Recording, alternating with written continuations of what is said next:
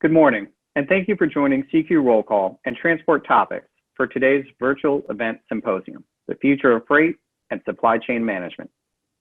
My name is Josh Resnick, and I'm the Publisher and Chief Content Officer at CQ Roll Call. I'm delighted to be joined by Transport Topics Publisher, Sue Hensley. Thanks, Josh. Today's discussion is the first of a two-part event series co-produced by CQ Roll Call and Transport Topics. This joint partnership is designed to engage a vital national conversation, spotlighting the intersection of global industry and federal policy, as well as convening the expertise of both policymakers and business leaders. Breaking down congressional politics and analyzing national policy is in CQ Roll Call's DNA. Transport Topics makes a business of informing executives in trucking and freight transportation, giving those who move goods the best possible picture of the environment in which they operate. Together, we seek to investigate the strength of the supply chain and plans for the future of our infrastructure. Before we kick off the symposium, I'd like to set the tone for today's program. COVID-19 has been a wake-up call to many businesses and their ability to mobilize rapidly, set up crisis management mechanisms, and build the supply chain resilience to see them through to the other side. While some businesses ground to a halt, others race to meet demand spikes. As some regions move past the most acute phase of the pandemic and start to plan for recovery, industry leaders are rethinking risk-associated costs.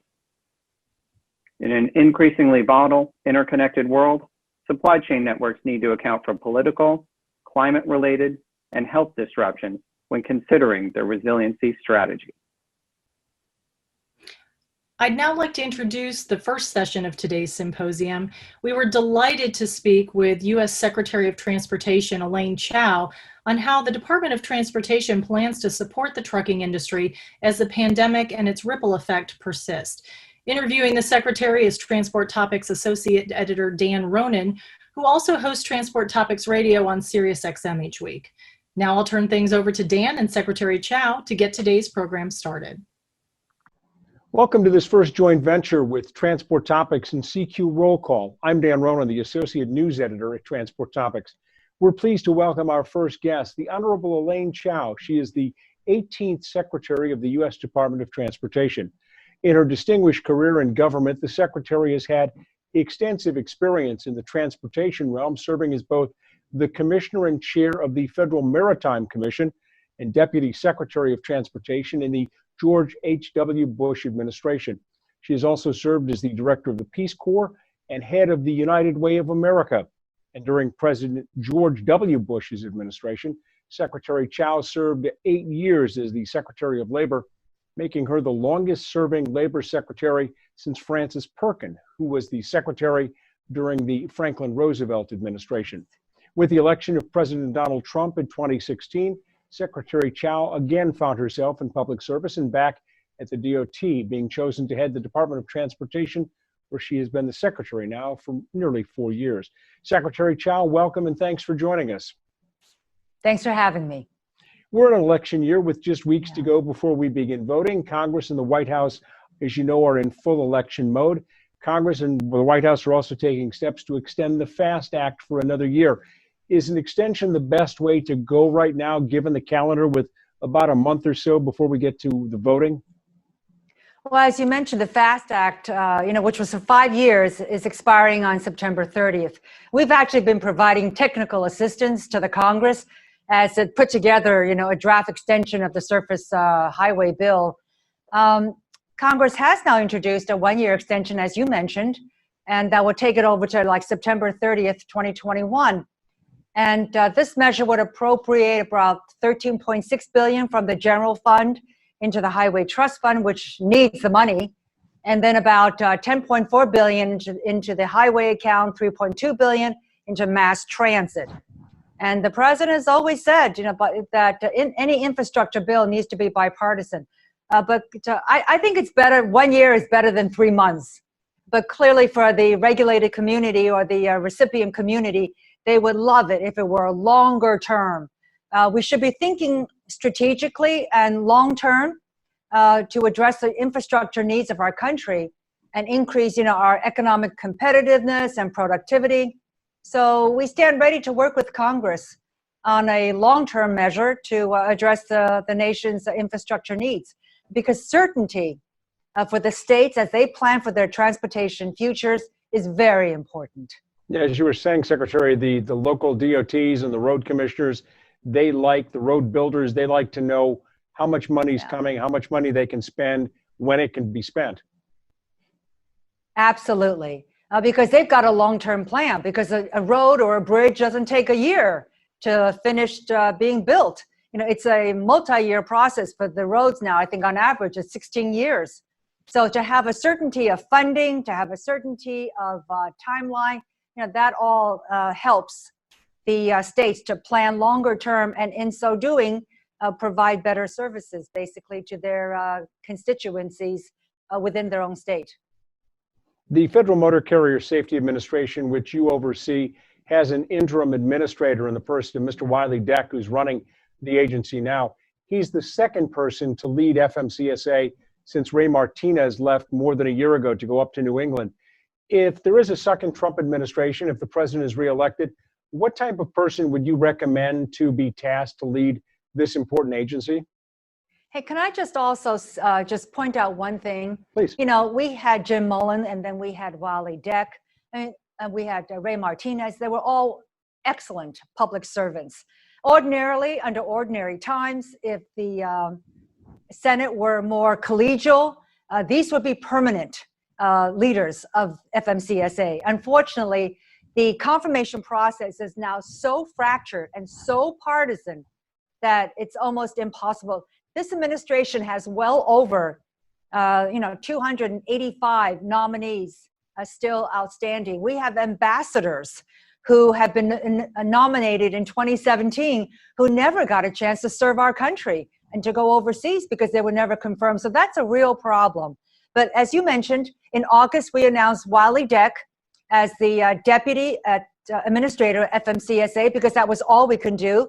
We could not bring him to nomination because, again, the nominations confirmation process is so broken at this point. And Wiley brings to the role a deep understanding of the trucking industry. I mean, you all know that he previously served as senior policy advisor in the office of the secretary, and he was down in FMCSA before that as director of government affairs. You know, at its core, the primary mission of FMCSA is safety, just as it is across all the department. So FMCSA has been laser focused on improving safety on our roadways, but also reducing unnecessary, burdensome, duplicative, outdated regulations that do not promote safety. And so we're very proud of the fact that we have done a great deal to make regulations more commonsensical. And these last few months have been a challenging time, as we all know, for the trucking industry. So FMCSA and the entire department have worked to be good partners for America's truckers. And in the months ahead, we'll continue to listen and work with stakeholders as we emerge from COVID-19. And then, as we all know, in the second term, we all work at the pleasure of the president. So, but it sounds like, though, from your description of your relationship with Mr. Deck, that if the president would be reelected, he would be someone who could be tasked to lead this agency. You know, I would never overstep my bounds. That is the president's decision. A presidential appointment, Senate confirmed, means just that. It's the president's choice. But Wiley has certainly done a great job, and he certainly has my trust, as does the senior leadership of the Department of Transportation. What are your own plans, Madam Secretary, if the president were to win re-election November 3rd? Would you like to continue serving as DOT Secretary? You have a long history of being in 2 terms in an administration, dating back to the Bush administration. Would that be something you'd like to do? Well, I think that's putting the cart before the horse. That's the expression. You know, I think we're all very much focused on what we're doing to improve the lives of truckers every single day. We're very much focused on doing the work of the American people. And I know that the campaign and the president's campaign is focused on winning the election, and then it's going to be up to the voters as to what's going to happen. And then after that, it's up to the president. We all serve, again, at the pleasure of the president. We would never presume to second guess or to get ahead of him in terms of what he wants to do. What do you think, Madam Secretary, has been your own accomplishment in the agencies, the department's biggest accomplishment over the last 3.5 years, almost 4 years now? What do you think? I think we have tried to lead this department in very commonsensical ways. We understand that Americans are hardworking people and that they want to be able to take care of their families, conduct their lives as they see it, and they don't want the government to hinder them or hamper their efforts. They want the government to facilitate. And at the Department of Transportation, our efforts are guided by 3 priorities. And people have heard me say this repeatedly. Number 1 priority is safety. We want your truckers to be able to get home safely to their loved ones and their families at night. Secondly, the president is very clear about wanting to rebuild and refurbish our country's critical infrastructure. And third, we've got to be preparing for the future by engaging with emerging technologies to address legitimate public concerns about safety, security, and privacy, but without hampering innovation. And I'm really proud of the work that we've done in all 3 of these areas. On safety and regulatory reform, the department has been a leader in eliminating unnecessary regulations that inhibit economic growth and innovation while continuing to advance safety.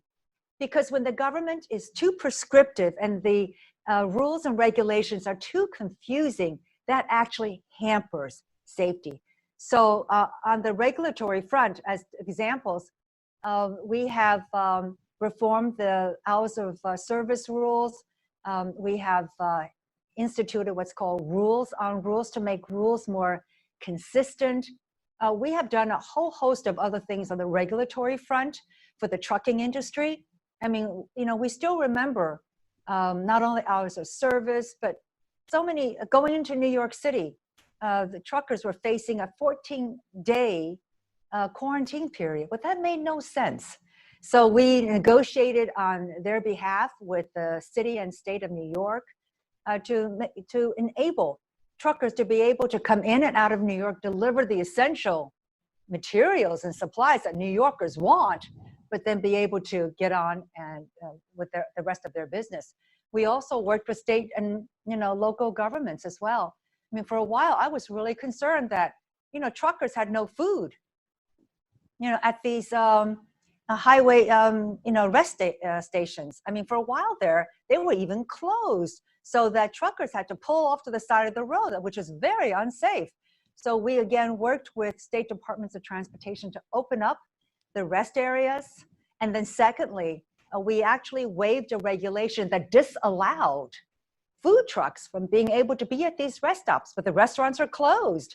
So we allowed private food trucks to go to these rest areas and supply hopefully delicious food, nourishing food for the truckers. So a lot of just common sense things like that. And also a lot of truckers were concerned about renewing their licenses, which had expired, but the state departments of transportation were closed. So we gave temporary waivers. Or another one was they had to fulfill their training requirements, but the state departments were closed. So we gave them temporary exemptions and waivers for that as well. So I think that we think the role of government is to help people get on with their lives, to make a living, so they can spend more time with their loved ones. And so I hope we've done that. That's a long answer, but I'm, as you can see, really passionate. The third one, obviously, is innovation. And we want, again, we're not promoting innovation, but it's going to come. So what are we doing to engage with these new technologies to make sure that they're safe, that they're secure? Because any one of these systems, if they were hijacked or hacked into, can be security risks. And then, of course, privacy issues. You don't want all this, all data, to be embedded in these softwares that will give information that truckers perhaps and other people don't want to give out. So, for example, we've done a lot with, innovation in terms of facilitating other kinds of innovation. For example, Net Council, The Net Council is something that enables different innovations, different technologies encompassing different modes that will be able to address an easier access point for the department. And then, of course, we've been working with commercial space, launch and re-entry, with drones. So we're just keeping up with what's happening. We don't want to hamper innovation, because if we do, and if we hold back all this technology, it will actually hurt us as a country in terms of our ability to compete overseas, because other nations are embarking upon all these new transportation technologies. And we want to make sure that we still remain the innovative leaders of the world, where we are improving the quality of life for people around the globe. Secretary Chao, since February and the onset of the pandemic, there's been a lot of discussion about how the truck drivers, the men and women who are out there on the roads, have really gotten a huge public relations boost in terms of now they're looked upon in many communities as firefighters, doctors, and others who are those first responders that we hear so much about. Would you agree with that? And what do you say to those men and women who have been out there, the heroes doing the hard work, the daily slog that needs to be done? I think we're going through a very difficult time in our country's history. I've always had tremendous respect for first responders. I think they are so essential to saving our lives. And I wish that we can thank them more, not less. So under this administration, in this department, we partner with first responders, and we want to make sure that their jobs are made easier, not harder, by our actions. What are going to be some of the top goals in the second Trump administration for transportation? Should Mr. Trump be reelected in November? What would be some of the things you'd like to see pushed forward? Well, I think we will continue to focus on infrastructure. The administration submitted a bill last February 12, 2018, and unfortunately, it was not accepted on a bipartisan basis. The president has always said that infrastructure should be done on a bipartisan basis, because there's no politics in infrastructure. You know, your truckers are going over roads that have huge gullies in them. That's not good for their trucks. That's not good for the efficient delivery of services. I mean, of goods and of services.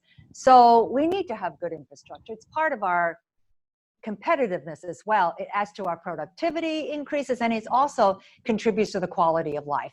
So in the meantime, while we have not been able to have an infrastructure bill, the department has distributed well over $200 billion plus, to enhance, repair, and rebuild America's infrastructure. So I suspect that this will continue to be a huge topic for the next Trump administration, for the next term of the Trump administration. And secondly, in the previous 8 years prior to this administration, urban America got most of the federal resources.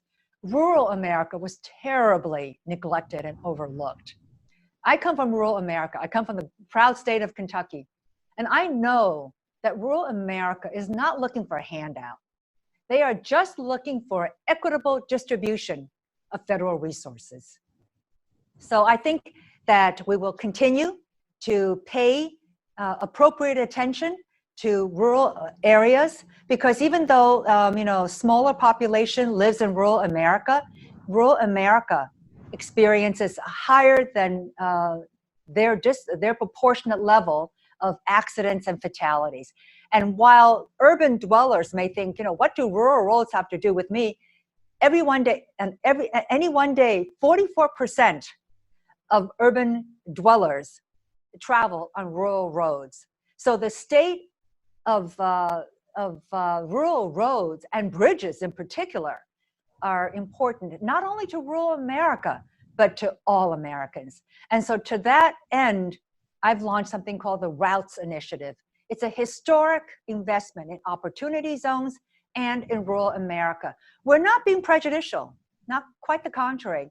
What happens is rural America doesn't have the money, to to hire the armies of people that urban America has to compete for grant dollars.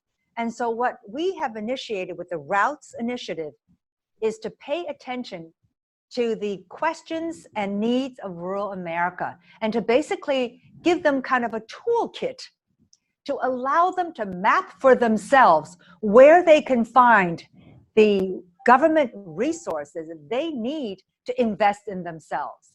And it's a black box, because when you deal with the government, you can understand that, you know, we're huge, we're bureaucratic, we're siloed. It's hard to find resources and the right place to go in a federal government bureaucracy. So the Routes Initiative, basically, it's on our website, www.dot.gov. There's a little link to Routes Initiative, and people can, counties, municipalities, state and local governments can click on to that link. And again, find the toolkit that will tell them, you know, where they can find the pots of money for their particular projects. Secretary, we've only got a couple minutes left, and I want to get a couple of questions in before we conclude our discussion. The agency, FMCSA, recently announced a new pilot program to build in some flexibility for the hours of service rule. And as you know, that's a very controversial, and it's been discussed for many, many years. What are going to be the goals for the DOT in this program? How would you measure this as being successful when we get to that point? Well, first of all, we're going to listen. Okay, that seems like so unusual. We're going to listen to the public and also to the stakeholder community. I think we owe them that. We are public servants. We are not the wisdom. We are not the fountain of all wisdom. Quite the contrary. We need to be seeking comment. And so on August 28th, the department announced that we're looking for public comment on a pilot program to allow additional regulatory relief on the hours of service. And we're thinking about allowing participating drivers to pause their on-duty driving period with one off-duty period up to 3 hours. So this pilot program, it's scheduled to operate for 3 years or less, will gather evidence to analyze the safety and the feasibility of such a modification to the hours of service rules. And again, we want to hear directly from drivers about, you know, what they think about this idea, what they think about the safety aspects of this, and what their ideas are as well. So please encourage your audience, drivers, motor carriers, and those who are interested to provide comment. Again, this pilot program is just another step that the department is taking to explore ways to improve safety on our roadways while increasing flexibility for truckers who do so much to keep our supply chains open and to keep our economy strong. As I said at the outset, Madam Secretary, you served in previous Republican administrations. As one who was the Labor Secretary for 8 years, how would you describe this 4 years in government as compared to your 8 years as the Labor Secretary? Well, you know, generally speaking, we who are on the Republican side, and I'm not being partisan, it's just stating facts. We are right of center, and then the other party is left of center. And generally speaking, we tend to be, we tend to trust the individual more, and we trust the private sector more.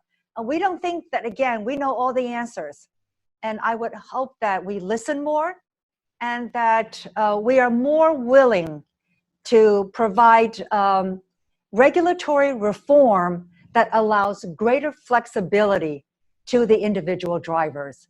Because again, we believe that they know best, you know, how to conduct their own lives, do their own business, and you know, they would know how best to schedule their own days. So these are some of the things which we are exploring. We want safety, obviously, to be the #1 concern, but is there a better way to achieve this?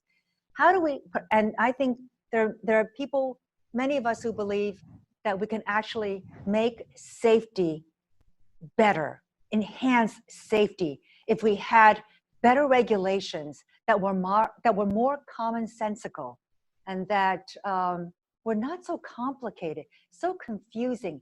And so many times, so much of the regulations are at odds with one another.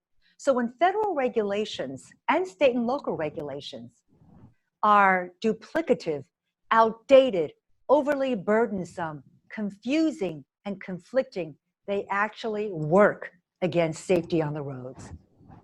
Secretary Chao, it's been a pleasure to chat with you for the last 20 or 25 minutes here on what has been the first inaugural edition of a joint venture between Transport Topics and CQ Roll Call. Thank you very much for taking time out of your busy day to chat with us. Thanks for having me. I'm so glad I'm able to kick this off for you. Thank you.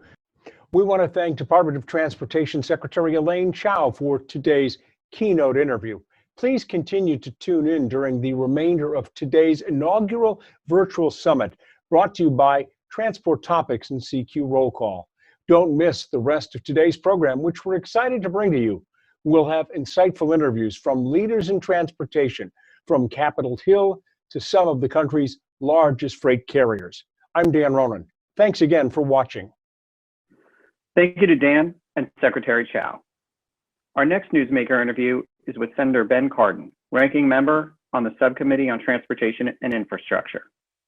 Interviewing the senator is CQ Roll Call's transportation reporter, Jessica Warman. Jessica's interview will begin shortly. Good morning. I'm Jessica Werman. I'm the Transportation and Infrastructure Reporter for CQ Roll Call, and I am thrilled today to introduce Senator Ben Cardin, the ranking Democrat on the Senate Committee on Environment and Public Works, Transportation and Infrastructure Committee. Senator Cardin was elected to represent Maryland in 2006, and he has been a leader on water infrastructure issues, resiliency, and climate change. All of these things are incredibly relevant when you consider that he represents the beautiful Chesapeake Bay, which is the largest estuary in the United States and which has been the home of innumerable crabs that I have eaten during the course of my life. Senator Cardin, thank you so much for being with us today. Well, Jessica, thanks for the promo for the state of Maryland and the Chesapeake Bay. We appreciate that very much, but you're absolutely right. It's the largest estuary in our hemisphere, and it's a precious to our way of life and to our economy, and transportation is critically important to our economy as well. So we need a win-win. We need to improve our transportation, but be respectful of our environment. Yeah, and I'll be asking about freight, obviously, because that's the subject of the day, but you really can't talk about climate without talking about freight. I mean, we are talking at such a turbulent time for transportation and infrastructure, Senator. We're due for a new highway bill. You guys just extended the current one for a year. Virtually every mode of transportation has been pummeled by the impact of the global pandemic. I know airlines just recently have furloughed tens of thousands of workers. And we really don't know what the future of travel is itself. I mean, I'm talking to you from my home. So, and you know, I am not unusual here. Most people are working from home, and a lot of these well-established patterns of transportation have been completely upended. So, and then we've got the issue of climate change, if that's not enough. So we're watching fires in the West, nearly weekly hurricanes in the South. And just here locally in DC, 100-year floods that seem to occur every few months. I'd like to start a little bit by talking about climate change. I'd like to talk about how you've seen that play out in your own state's infrastructure, particularly the Port of Baltimore and Chesapeake Bay. How has climate change impacted the movement of freight in this country, and how do you see it playing out in Maryland? There's no question that climate change has had a dramatic impact on our infrastructure. That's why in the Environment and Public Works Committee, as we are reauthorizing the surface transportation, we put a climate section in there. We also dealt with resiliency because we recognize that on the water bill. We dealt the water bill. We also dealt with resiliency. Sometimes we may not mention the word climate because of the partisan politics of it, but we recognize we need to deal with adaptation. We need to deal with resiliency. So the frequency of the storms have had major impact on our infrastructure. We see the wildfires out west. We know that the rising sea levels have had an impact on our infrastructure in our ports. So yes, we very much need to be attentive to it. We need to do that not just because of the direct impact on our environment, it's also the impact on our economy. So dealing with climate can help us with resiliency, but also can help us be more competitive globally. You mentioned the highway bill that the Senate passed last year, which was huge because it had the first ever climate change title. The House bill is very, very different. You could argue that it is first and foremost focused on climate change. Obviously, you voted for the former. You didn't get a chance to vote for the latter. But I'm curious as to your thoughts on the House bill. And given that Congress has just approved that 1-year extension, I'm wondering what elements of both bills you see being potentially compromisable. I mean, where do you see both sides kind of getting what they want with this bill? Well, I'm very optimistic that we can get a transportation or infrastructure bill passed. The vote in the Environment and Public Works Committee was unanimous. Everyone voted for it. So infrastructure brings us together. Same thing with the Water Resources Development Act, the WRDA Act. It brings us together. The House bill contained issues beyond just the traditional issues that are included in an infrastructure bill. I strongly support the House bill, but I could understand where there would need to be some compromise in order to get a bill to the finish line. I think it will not be difficult to agree on a bill. Now, the current surface transportation, the FAST Act, expired at the end of September. Now, we've continued it under the continuing resolution, but we need to pass a long-term reauthorization of surface transportation, and we need to pass a Water Resources Development Act in this Congress. I hope we can get them both done by the end of the year. If not, we will use continuing resolutions where we need to, and hopefully early next year we'll be able to pass a long-term reauthorization. I say that's critically important because the predictability of at least a 5-year reauthorization. Transportation projects take more than 1 year or more than a few months to get done, and we need the predictability of a long-term reauthorization. That was kind of the concern last time with the FAST Act. I mean, I can't remember, but it felt like dozens of times that it was reauthorized temporarily. And I'm wondering to what degree that's a concern that you're just going to keep passing, you know? Oh, it's a major concern when you're trying to do major transportation programs. For example, we got an infra grant to deal with the Howard Street Tunnel, which is part of our rail system, dealing with freight. That's a major long-term project to replace that tunnel so we can do double stacking through Baltimore on the East Coast line of CSX. So all that it can't be done on a continuing resolution. You need to have a long-term commitment in order to get that done. We're making major improvements on a lot of our transportation issues and our transit issues. We can't do that. We have the Purple Line in Montgomery County and the Washington suburbs that require a longer term commitment on the Surface Transportation Act in order to get that done. And it really is critically important, not only for our freight, but for our entire economy. You mentioned the resiliency piece. That seems to be sort of kind of the safe space for Republicans in terms of climate change.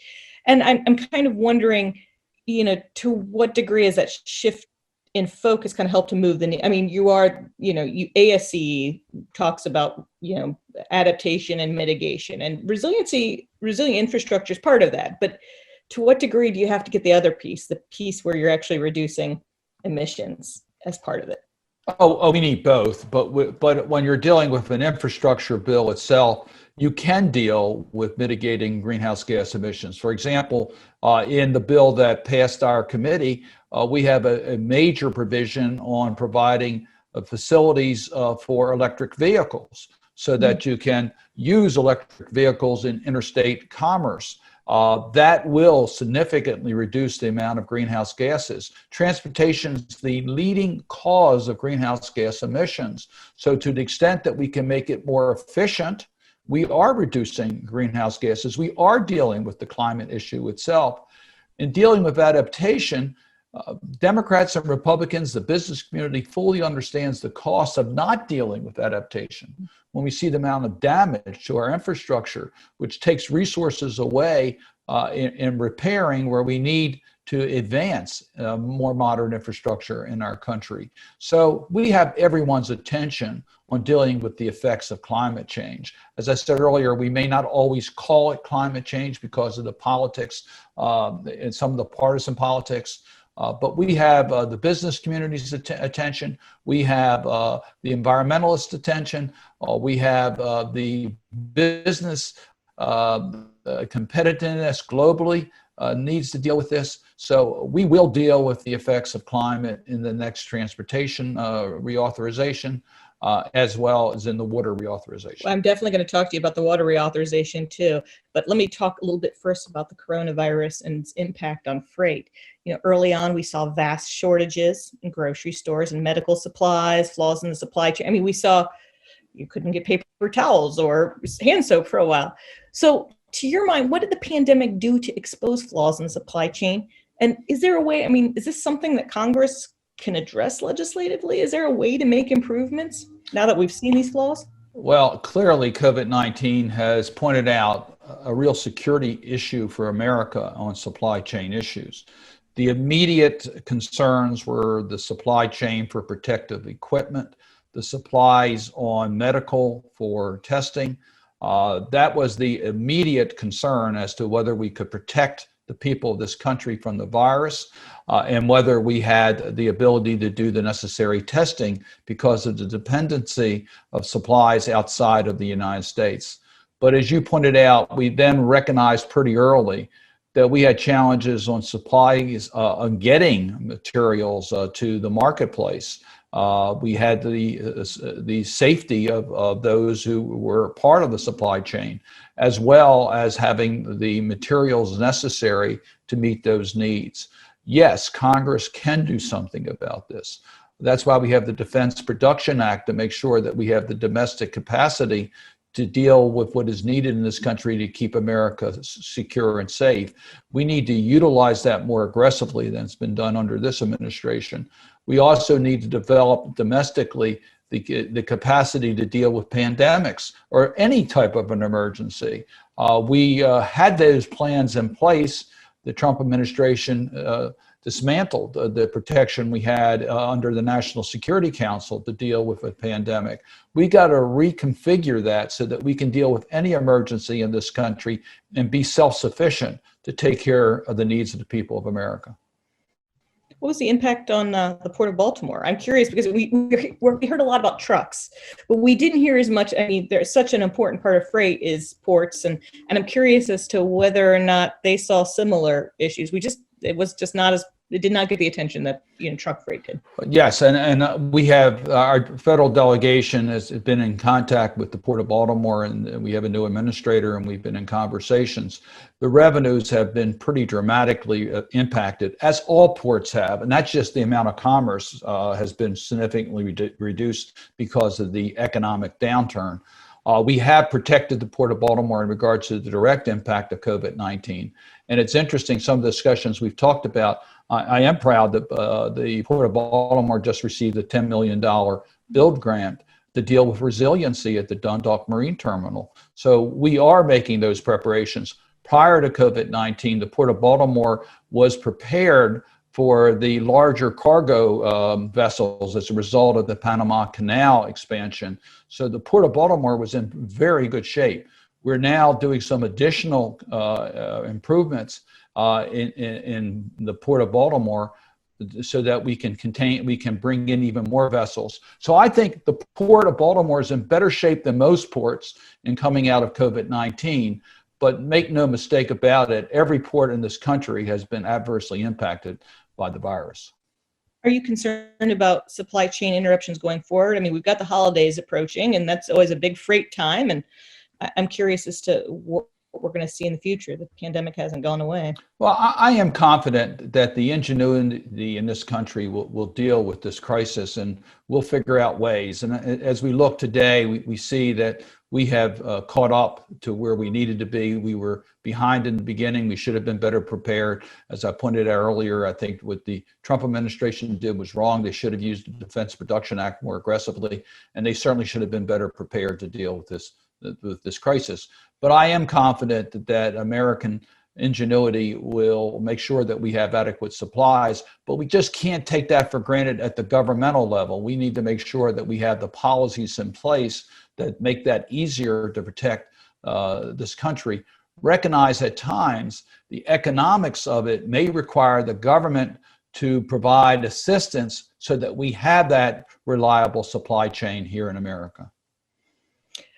I want to talk about sort of the long-term impact of how we get around. I mean, as you have to kind of do a little bit of a prediction when you're writing a highway bill. Like, this is the needs that we will have in the future. And those needs have really changed dramatically. I mean, people have changed the way they commute. Transit was something that Democrats had emphasized quite a bit, but right now there's still a considerable slowdown. So I guess I wonder what kind of long-term impact you think that the pandemic's going to have on how we get around, and like, what does transportation look like when we get out of this? This is your chance to be like Nostradamus. Well, Jessica, thanks for that question, because it's a very interesting question. You know, I commute to work from Baltimore to Washington. I live in Baltimore and I commute. And that commute time by car can take anywhere pre-COVID from, I guess, an hour and 45 minutes to 2 hours and 15 minutes in each direction. Since COVID-19, I've been able to do that in under an hour in each direction because of so much less traffic being on the roads. And I must tell you, our environment has also benefited pretty dramatically from COVID-19 in regards to less use of transportation vehicles that have added to our greenhouse gas emissions. Now, that's one of the positive impacts that we've seen in recent months. What will happen post-COVID-19? Well, one of the things that concern me as we look at our transit systems, they have had a tremendous hit of revenue as a result of COVID-19. As I said, all the transportation modes had. We have to make sure coming out of COVID-19 that we have a robust transit system in place, because it's more economical for people getting to and from places to use transit, as well as it's better for our environment. So one of the planning procedures is to make sure we don't give up on mass transit. We need to continue to invest in mass transit. We also, as we point out, recognize that the volumes will increase again on our roads. We have to make sure that we have the bridge replacements that are necessary. In Maryland, we have several very old bridges that need to be replaced, and we're working to make sure that is done, because it's important for safety, but it's also important for commerce. Both need to have a modern infrastructure. We need faster ways for people to be able to get around. That's why some of the high-speed alternatives on mass transit need to be invested in order to bring people a safer and quicker option to get to and from places in a more environmentally friendly way that's better for the issues we've already talked about. So coming out of COVID-19, we need to recognize that we've lost a lot of jobs. Some of those jobs are not going to come back.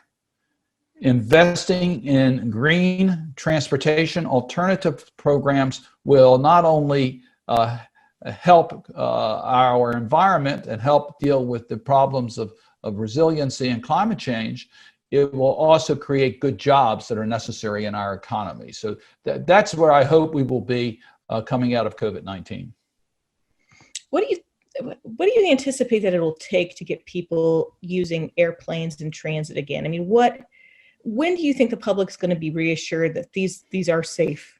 Well, I think there's going to be an age difference here. I think younger people are already starting to use the airplanes, the planes, and are doing things that are look to be a too high of a risk for people who are vulnerable today. So I think until we have a vaccine that has widely been utilized, that's safe and it's effective, until we have widely available therapeutic drugs. We see that the president's had access to a significant amount of therapeutics. Once that's available to the general public, so that if you do get sick, your chances of recovering are much greater than they are today for people who are vulnerable. I think it's going to be difficult to restore the confidence to widely use the air service, or to widely use transit service, or to widely use those forms of transportation that require close contact. Even though we can make it safer, I think the public's not going to embrace those modes of transportation until they feel that they are protected either through a vaccine or therapeutic drugs. At the same time, we've got an aid package that seems to be completely stalled right now. The airlines have begun furloughing people. what's the outlook in terms of getting something else passed for not just airlines? I mean, the most recent House bill had something for Amtrak and for transit as well. Do you see any sort of path forward, or do you just feel like it's stalled? Jessica, I'm so disappointed we haven't passed it already. We should have passed this months ago. The House passed their bill in mid-May. So we're now, close to 5 months past the time when the House has acted. We really are desperate here. We need the money for those who are unemployed, their unemployment benefits. Taxpayers need that extra check in order to have confidence to go out and participate in our economy. We need it for schools to reopen in a safe manner, whether it's a hybrid system, an in-class or virtual. They need those resources. State and local governments are laying off workers because their revenues are down, and they need help. The bipartisan plea by our governors has gone unanswered. Small businesses, which I am directly involved with Marco Rubio, the Republican chair. The two of us, I think, can come to an agreement, but we need a bill in order to put it into to help small businesses. Our original CARES Act PPP program was for 8 weeks. This pandemic has gone much longer than anyone has anticipated. We need to help the businesses in our community. Homeowners and renters are in danger of losing their homes or their properties. We need to provide help so that they can not only avoid foreclosure, but have the resources in order to be able to pay their rents and mortgages, so that the financial institutions and the landlords have the money that they need in order to pay their obligations. It's really a chain reaction here. And yes, we do need to make sure the transit systems can continue to operate. We need to provide funds there. We need to provide money to make sure this election goes along safely and securely in November. All those issues, United States Postal Service is in desperate need of resources. The CARES Act worked. Mid-March, in March, we passed that. Democrats and Republicans came together. We need to come together, Democrats and Republicans, and pass this HEROES Act immediately. We can't wait till the election. And I applaud Speaker Pelosi and Leader Schumer for being willing to compromise. It's time for Mitch McConnell to come to the table, and let's get this done now before the election. If we wait till after the election, there'll be thousands of small businesses that'll be shuttered forever that we could have saved. There's going to be many, many people that have become homeless. Our schools are not going to be operating the way they should. Our economy is not going to be back where it needs to be. And yes, we endanger our infrastructure for transportation and commerce because they desperately need the help that's included in the next round of COVID relief. Let's talk about something that Congress seems to agree on, but has not sealed the deal on. WRDA I've covered the markups. It seemed kind of like a love fest. It was very refreshing. Do you feel like the conference is going to? Do you feel like conference? Can you break some news here? Are we going to see an agreement? Is this lame duck stuff, or is this? Are we going to see this before you guys? When do we see a WRDA? Well, you're right. WRDA was a love fest. We had that unanimously, and I think just about every senator has important projects that are in the WRDA bill to help their state and their communities. There's some, I would say, secondary issues that are still outstanding. The role for the Army Corps in certain projects, there's some differences there. There's some individual senators that are still trying to negotiate some additional provisions. And we are very close to an election. I don't know whether that acts as a positive or a negative right now. So we're not in session. We don't anticipate to be in session other than to vote on a COVID-related package or the Supreme Court nominee. So I think it's unlikely we will get to a WRDA bill or an infrastructure bill, for that matter, until the lame duck session. Do you think it will be lame duck, or will it be pushed to next year? No, I think we can get it done. I kind of say the question is like I wanted to. Right. It's the same thing with COVID. There's a good chance we could get both of them done in a lame duck session. But let me tell you something.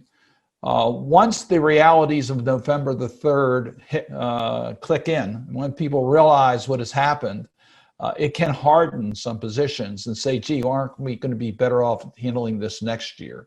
So it could change the dynamics in a way that's hard to predict. That's why we say lame duck sessions are always difficult to predict. But I think there's clearly the support in the United States Senate to pass both a COVID bill and a WRDA bill. And I must tell you, I think there's also could be support for for a surface transportation bill. I say that because I've had lots of conversations with Republican colleagues in the Senate, and I know there's significant support for COVID-related legislation, for transportation-related legislation, and certainly for the Water Resources Development Act. With water resources, you said is mostly secondary stuff. I know one of the big issues in the House side was the Harbor Maintenance Trust Fund. Is that something that you're on board with? Like, let's free up that funding and get it out so people can actually use it? That issue is not a secondary issue. That's certainly an important primary issue. And yes, we would love to see that money get out there. As you know, it's been used for bookkeeping and not getting out to do what we intended it to do. And yes, we would like to see that money utilized. Are there other issues with WRDA that you think should sort of necessitate it getting done sooner rather than later? There are other issues. As you point out, our conference works in a strange way. We don't have a formal conference. It works through our committee leadership, which includes Senator Capito, who's the chair of the subcommittee, and myself as ranking member, and certainly Senator Brasso and Carper. And I can tell you the four of us are very much interested in trying to resolve these last issues. But some of them have been stubborn and they're not primary issues. So we have a few issues we have to resolve. We hope we can take care of that. We also have the issue of whether we deal with clean water and how we deal with clean water. So there's some other issues as to whether we have one bill or two bills, whether you have a trailer bill. There's different jurisdictions in the House than there is in the Senate. Those issues make it a little bit more complicated to get to the finish line. Senator, this has been such a pleasure to talk with you today. Thank you so much. I know it's been a very, very crazy few weeks. So the fact that you were able to sit down, I have a lot of gratitude for. Thank you so much. Well, thank you for covering these subjects. These are important subjects. They don't always get the attention that they need because of the other issues being in the headlines. So thank you very much for covering this, and it's a pleasure to be with you. Thank you. Take care. Thank you to Senator Cardin for participating in today's event. Closing out our newsmaker sessions will be Congressman Sam Graves. Congressman Graves represents Missouri's 6th Congressional District and is the ranking member of the House Committee on Transportation and Infrastructure. CQ Roll Call's Jessica Werman returns to interview the Congressman. Jessica's interview will begin shortly. Hi, I'm Jessica Werman, and I cover transportation and infrastructure for CQ Roll Call. And I'm here today with Congressman Sam Graves, who is the ranking Republican on the House Transportation and Infrastructure Committee. Sam Graves is a natural fit for a senior position on the House Transportation and Infrastructure Committee. He basically grew up on the airfield that sits in the middle of his family farm. That airport, the Gould-Peterson Municipal Airport, is named after Graves' uncle, a B-24 pilot who was killed in World War II. Graves himself is an accomplished pilot with, now correct me if I'm undercounting this, more than 3,000 hours of flight time. Where are we at now? It's about 4,500. Okay, so yeah, I undershot that by a little bit. We'll round up. He represents the 6th Congressional District of Missouri, a state that is an epicenter for so many modes of travel. For example, the Missouri and the Mississippi rivers are in your state, and his district covers more square miles than 9 U.S. states. So transportation is kind of a big deal for his constituents. So he's brought his expertise in aviation and other modes to the committee, and we are so glad that he is here to bring us that expertise today. Thank you so much for joining us. I appreciate it because you are joining us at an incredibly crazy time. So we're talking at a time when we've got a pandemic, an election, and on a wonkier level, a surface transportation bill. Let's talk first about the latter. So Congress just has passed a 1-year extension of the FAST Act because the bill that House Democrats passed this year and the bill that the Senate EPW committee passed last year were completely different. You've made it clear that of the two, you kind of preferred the Senate bill, and you've criticized the House Democratic bill as kind of a Green New Deal sort of initiative that was doomed to fail. You also presented your own plan. which was very different from what the House Democrats passed. Will you start by setting the scene for next year? I mean, do you think that a long-term bill is achievable? Where do you see as areas of compromise? And are we going to keep seeing extensions? I remember the last time, right before the FAST Act, there were like dozens of extensions. Are we going to see that again? Well, hopefully we don't, because it really hurts state DOTs when it comes to the planning process and trying to figure out what projects they can move forward with, what projects they can complete. And particularly when you get into the construction season, that was one of the reasons why we were pushing so hard for a year-long extension, so that we don't get into to that routine. And I think both sides would agree that, you know, it's just not healthy for state DOTs when it comes to planning. So that gives us kind of a restart, I guess, and obviously a lot depends on what happens in the election. But it gives us some time to work on a new bill and come up with something that's bipartisan, which I think, you know, nothing will pass if it isn't a bipartisan bill, and that's always been the tradition of the committee right up until this last one. And so hopefully we'll see, you know, this restart be much more productive. What are your do or dies for this new highway bill? I mean, and are there areas where you can, from the bill that the House Democrats passed, that where you think this is something that we can work with? I mean, what are the things that you really need to see in a long-term extension? Well, I don't have any do or dies. I mean, I'm open to anything, and I told Peter, you know, when we started working on this, that you know, don't just assume that that I'm, or you know, my conference is going to be against everything. You know, give us the opportunity to talk about it. Unfortunately, that didn't happen in this last bill, but you know, we did introduce our own. We have several things we would like to see in a bill. You know, I want a new highway bill to focus on those core principles, you know, and the main thing being roads and bridges. You know, obviously cutting government red tape and speeding up the process of, you know, getting projects done, giving states more flexibility when it comes to being able to determine, you know, what those projects are. We also need to make sure rural infrastructure is taken care of, and we need to make sure that technology is considered as we move forward with transportation. And then, of course, there's making sure that the Highway Trust Fund is,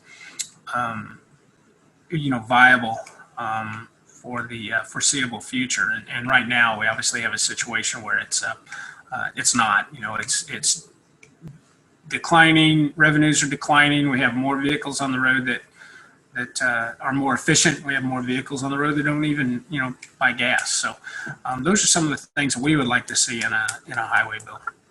You know, the bill that the Democrats introduced was very, very green. It was a very, your Democratic counterpart, he described it as transformative, and he said, you know, climate change is kind of a non-negotiable for our side. Republicans have not talked as much specifically about climate change, but they have talked a lot about resiliency and resilient infrastructure that can withstand major events.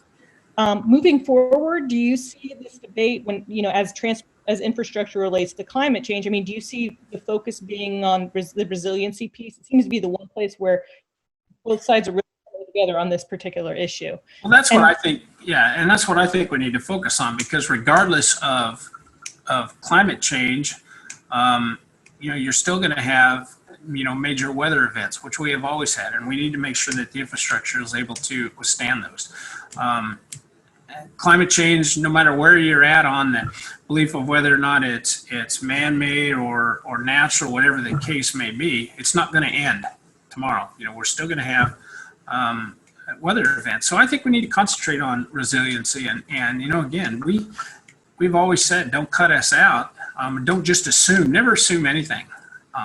You know, and Garrett Graves on the committee has been working real hard from the standpoint of resiliency and moving forward. And you know, we need to stick with that. We don't have to, you know, it isn't an all or nothing. And as you put it earlier, you know, do or die. You know, we don't have those. We don't look at it that way. Let's talk about it, come up with a compromise, and move forward. Do you see limiting emissions as something Republicans are open to? I mean, there was two parts of it, the resiliency part and then kind of limiting emissions on the other end. Is that something that? There's nothing wrong with limiting emissions, and that's something that, we continue to look at and continues to happen regardless of legislation.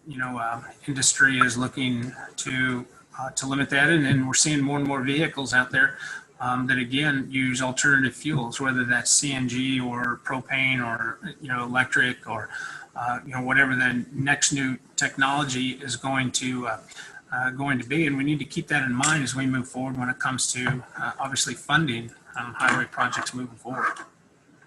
So you started talking about the Highway Trust Fund, which that always seems to be coming into this beat. I thought that was sort of the big standoff, really.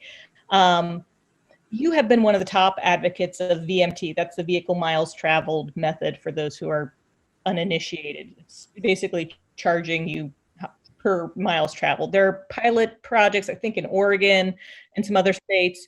But even the groups that advocate for this method say that it's not really ready to be deployed on a national level yet. And I know your bill and the House Democrat bill would create national pilot programs for VMT. So how do we get from here to there? How do you actually make it from something that's a pilot and something that states are experimenting with to something that's adopted on a widespread basis? I know there is some skepticism about the privacy. I mean, how do you actually make this a reality?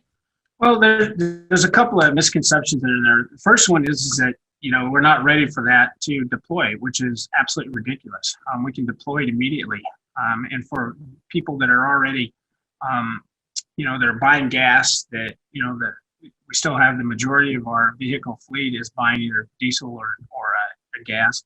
We just do it at the pump exactly the way we're doing now, and that is you just have a formula at the pump, figure out what the national miles per gallon are, and you multiply that times the VMT, whatever we set that at, and it's just calculated into into your fuel price at the pump, and is collected at the pump exactly the way it is now. And the other misconception is that privacy issue. We're not talking about tracking or GPS devices or anything like that. We're just going to do it at the pump exactly the way we are doing it now. The only difference will be is right now it's just a simple tax that's added on to the price of fuel, and the other way is it's just a simple formula that is again added on to the price of the fuel. And so I also think it's important too that we don't layer a new tax on top of the existing tax. We got to end one on date certain, and we start the new one on date certain.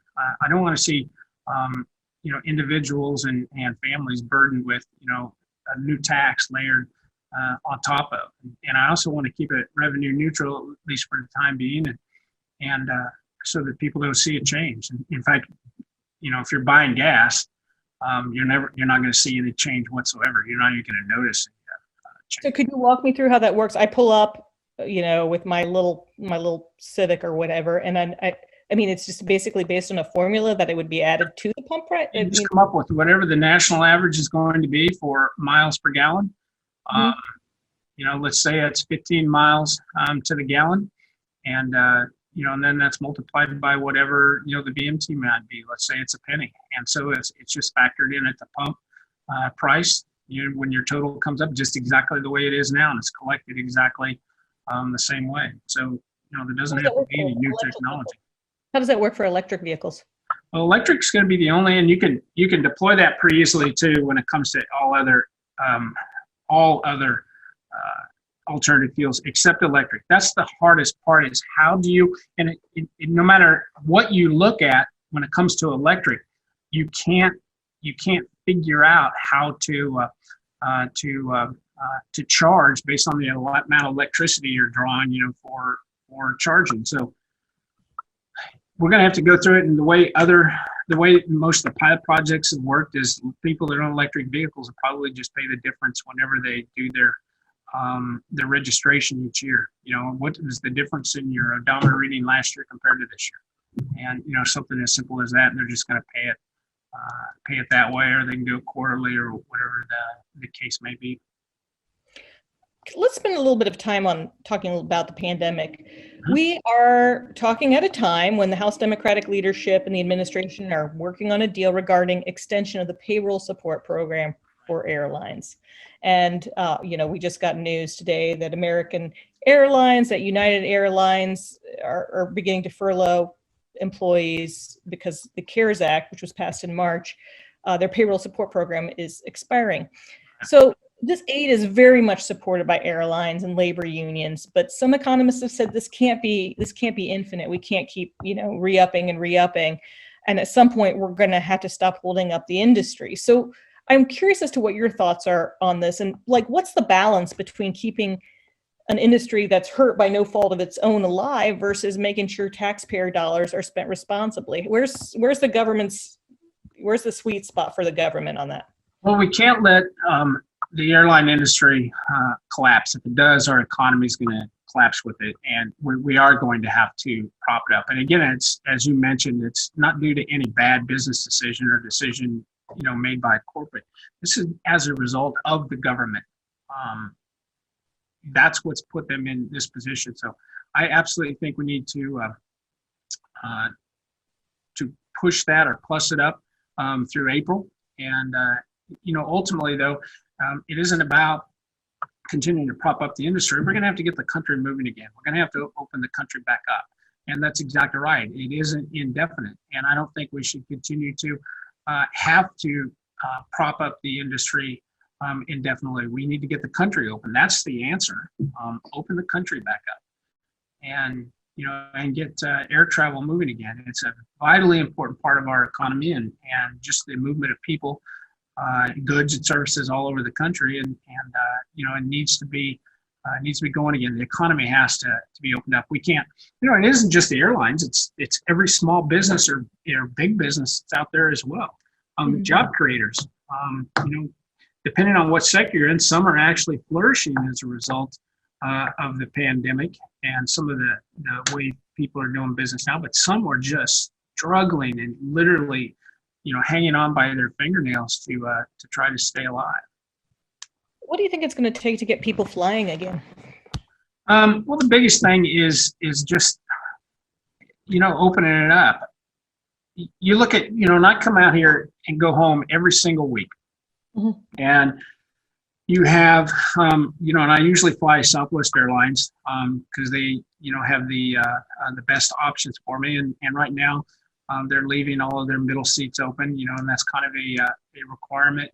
And many times the plane is full except for those middle seats. And so it would certainly help out considerably if we could open those up. And I don't know if that even has that much impact. It's just hard to tell at this point, but sooner or later, we're going to have to do something. The pandemic isn't going away. It's not going away. We're going to live with this just like we do the flu. And, we need to consider that. We just can't keep the economy shut down forever because we're spending money we don't have. That's the bottom line. We're spending money that we don't have from the federal government. And, we've got to turn this thing around. So the payroll support program that I'm asking you about, passenger airlines took the bulk of it. They took $25 billion. And this is a more freight related question because we are here, talking about freight today. The cargo airlines only spent a fraction of the $4 billion that was allocated for them in the payroll support program. And in fact, in some of the bills that exist to renew that, it's a lot less that's allocated for cargo airlines. Why is that? Why didn't they wind up using it to the same degree payroll that the passenger airlines did? Well, passenger airlines or passenger transportation from the airlines, fell to significant lows, and are to almost zero there at one point in time. But what's interesting is their cargo actually increased. And I think a lot of it has to do with the fact that a lot of people were staying at home and they were shopping at home. I think a lot of people didn't want to go out.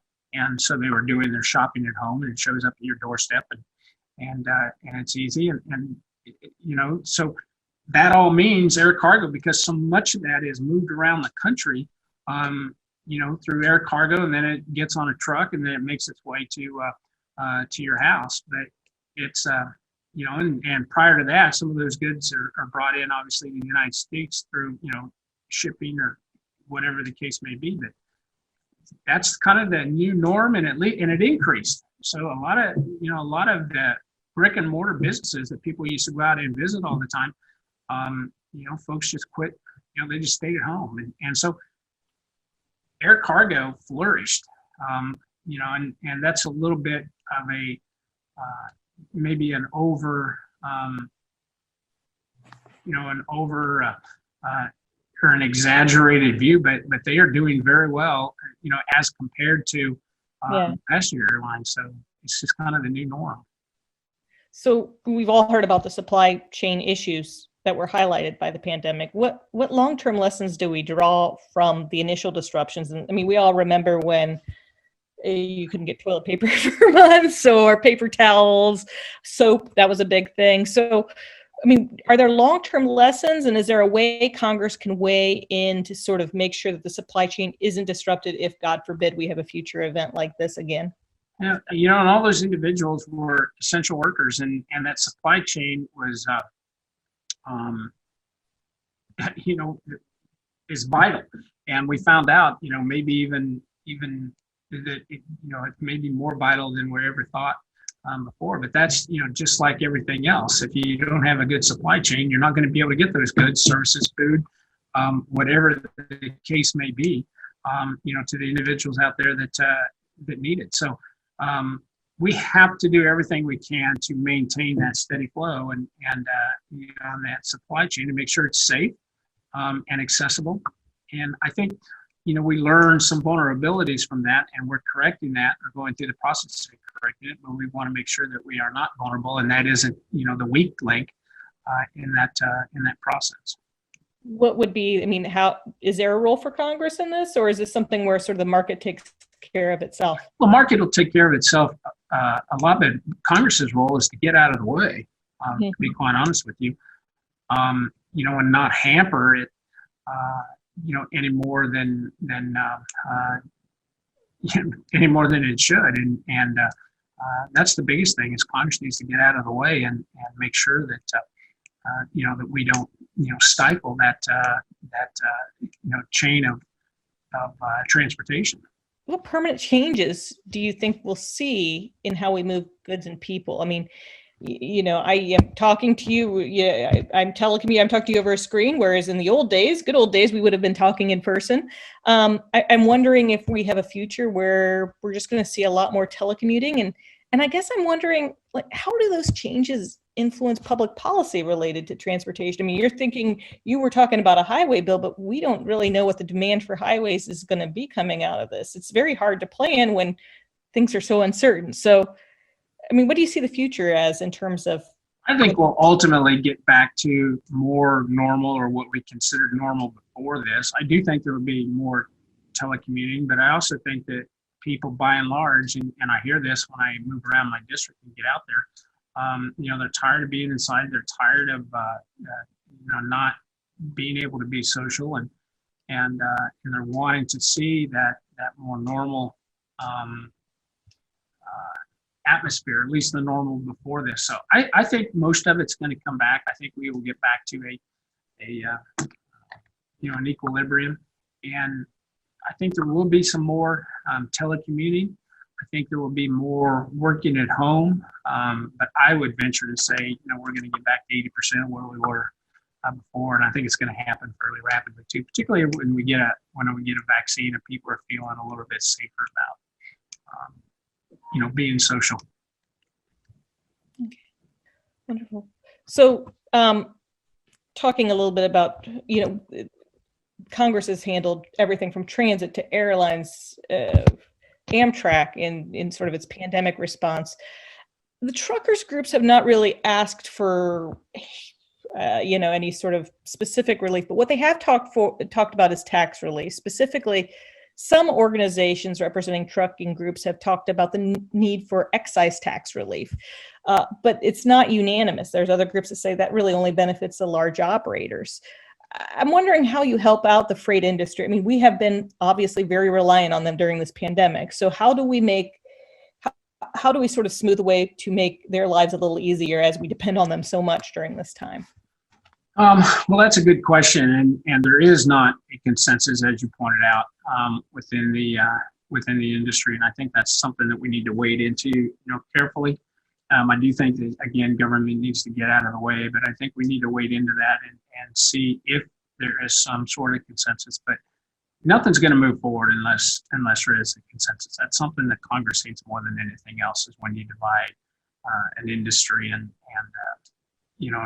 members of Congress tend to stay away from that at any cost, and it's just not something that people necessarily want to wade into. So it's a good question, and everyone's exploring different ideas and different thoughts, but again, that consensus issue is what kind of keeps that, I guess you might say, on the back burner. It seems the consensus is more on things that will make life easier for truckers in terms of parking and regulations that make it, hours of service. Hours of service. On the regulatory side. Am I right in that? Absolutely. Mm-hmm. So, okay, I'm hoping you can break some news. What's the update on, this is also freight related, but we're moving modes. We're going from the road, from freight on the highway to freight via water. What is the conference update on WRDA? Are we going to see it pass this year? If so, when? I think we'll see it pass this year. We had a good bipartisan bill came out of the House and out of House committee. We're waiting on the Senate, but it was a good bill. It was a good process, and it's kind of greased. We are pre-conferencing some of the items, which helps grease that process. So if I were guessing today, I think it'll happen in that November-December timeframe. I think we'll have it done for the end of the year. Are there big points of contention that still need to be hammered out, or is There's really not. I mean, we got so much of the stuff out of the way, and I'm specifically speaking to the House bill, but I don't see any real big points of contention at all. Are you like similarly, I mean, your Democratic colleague, Pete DeFazio, is like, he has a super big bee in his bonnet about the whole Harbor Maintenance Trust Fund, making sure it's deployed for its intended purposes. Is this something that's a similar, like, burr in your saddle? Is this something that you equally are irritated about? I feel the same way about it. It does need to be used as intended. And, Pete and I are in complete agreement on that. And it's something that needs to happen. It's been a frustration with both of us for some time. And as you pointed out, that bee in the saddle. But, we mixed metaphors there. I like that. Yeah, I was wondering if you were as passionate about that issue, because he really gets fired up about that as he does a couple of other topics. So, okay, let's talk air really quickly as well, because it seems like we're kind of, we're running out of a little bit of time. So I watched the committee by voice vote last month approve its Boeing bill. This is the first major legislative reaction to the 2 Boeing 737 MAX crashes. When do you see that bill going to the House floor? It was overly bipartisan. It was like overwhelmingly bipartisan. Basically, everyone seemed to be very much in agreement about it. But when do you see it going to the floor? And is this a first step, or is this kind of a last step? I mean, where is this in terms of the process of making sure this doesn't happen again, or it's made as preventable as humanly possible? Well, it's hard to, it's hard to make disasters preventable unless you have, qualified individuals in the cockpit that are capable of handling, an emergency. So we can try to provide guidelines. And the United States is the gold standard when it comes to safety and when it comes to training and everything. And we can provide guidelines, but we can't have any influence on foreign carriers, or foreign nations and what their attitudes are or their qualifications are. And, it would be nice to be able to wave a magic wand and say this is never going to happen again, but that's obviously something that you can't say. This is a process. And, we did pass a pretty decent bill out. We negotiated a good bill, and that's how you move legislation forward, is when you negotiate and then you ultimately come up, it's give and take, you ultimately come up with a bill that everyone or most parties can support. And so we'll move forward with that. It's hard to tell what the timeline is going to be. I mean, obviously that's up to the speaker. And I know Peter's pushing her pretty hard to try to get it up. It's possible we could have it in November. It's possible that the Senate could pick up the House version. The Senate dropped their process back in September, and now that the House has moved a bill that did pass bipartisan, I think it's possible they could pick it up, and we could see this implemented as soon as the end of this year as well. So. You're beginning to make me think that the lame duck period is not going to be very lame for me in my beat. Well, it all depends on the election, and there's various scenarios that can play out in all of this, and so now we're in that wait and see mentality, and we obviously will finish up tomorrow probably, and or later tonight, and and then we'll see what happens in the election. So one final question. We are in this incredibly transformative period for transportation. This is a big question. This is my sort of big picture question, I guess. So, I mean, it's an amazing time for transportation. And that's kind of even before the pandemic. I mean, we've got drones that are increasingly being thought of as the next big thing for package delivery and freight. We've got automakers and probably, moving on to truck freight, who are increasingly relying on self-driving technology. What predictions do you have for the future and how we move goods? I mean, what do you see?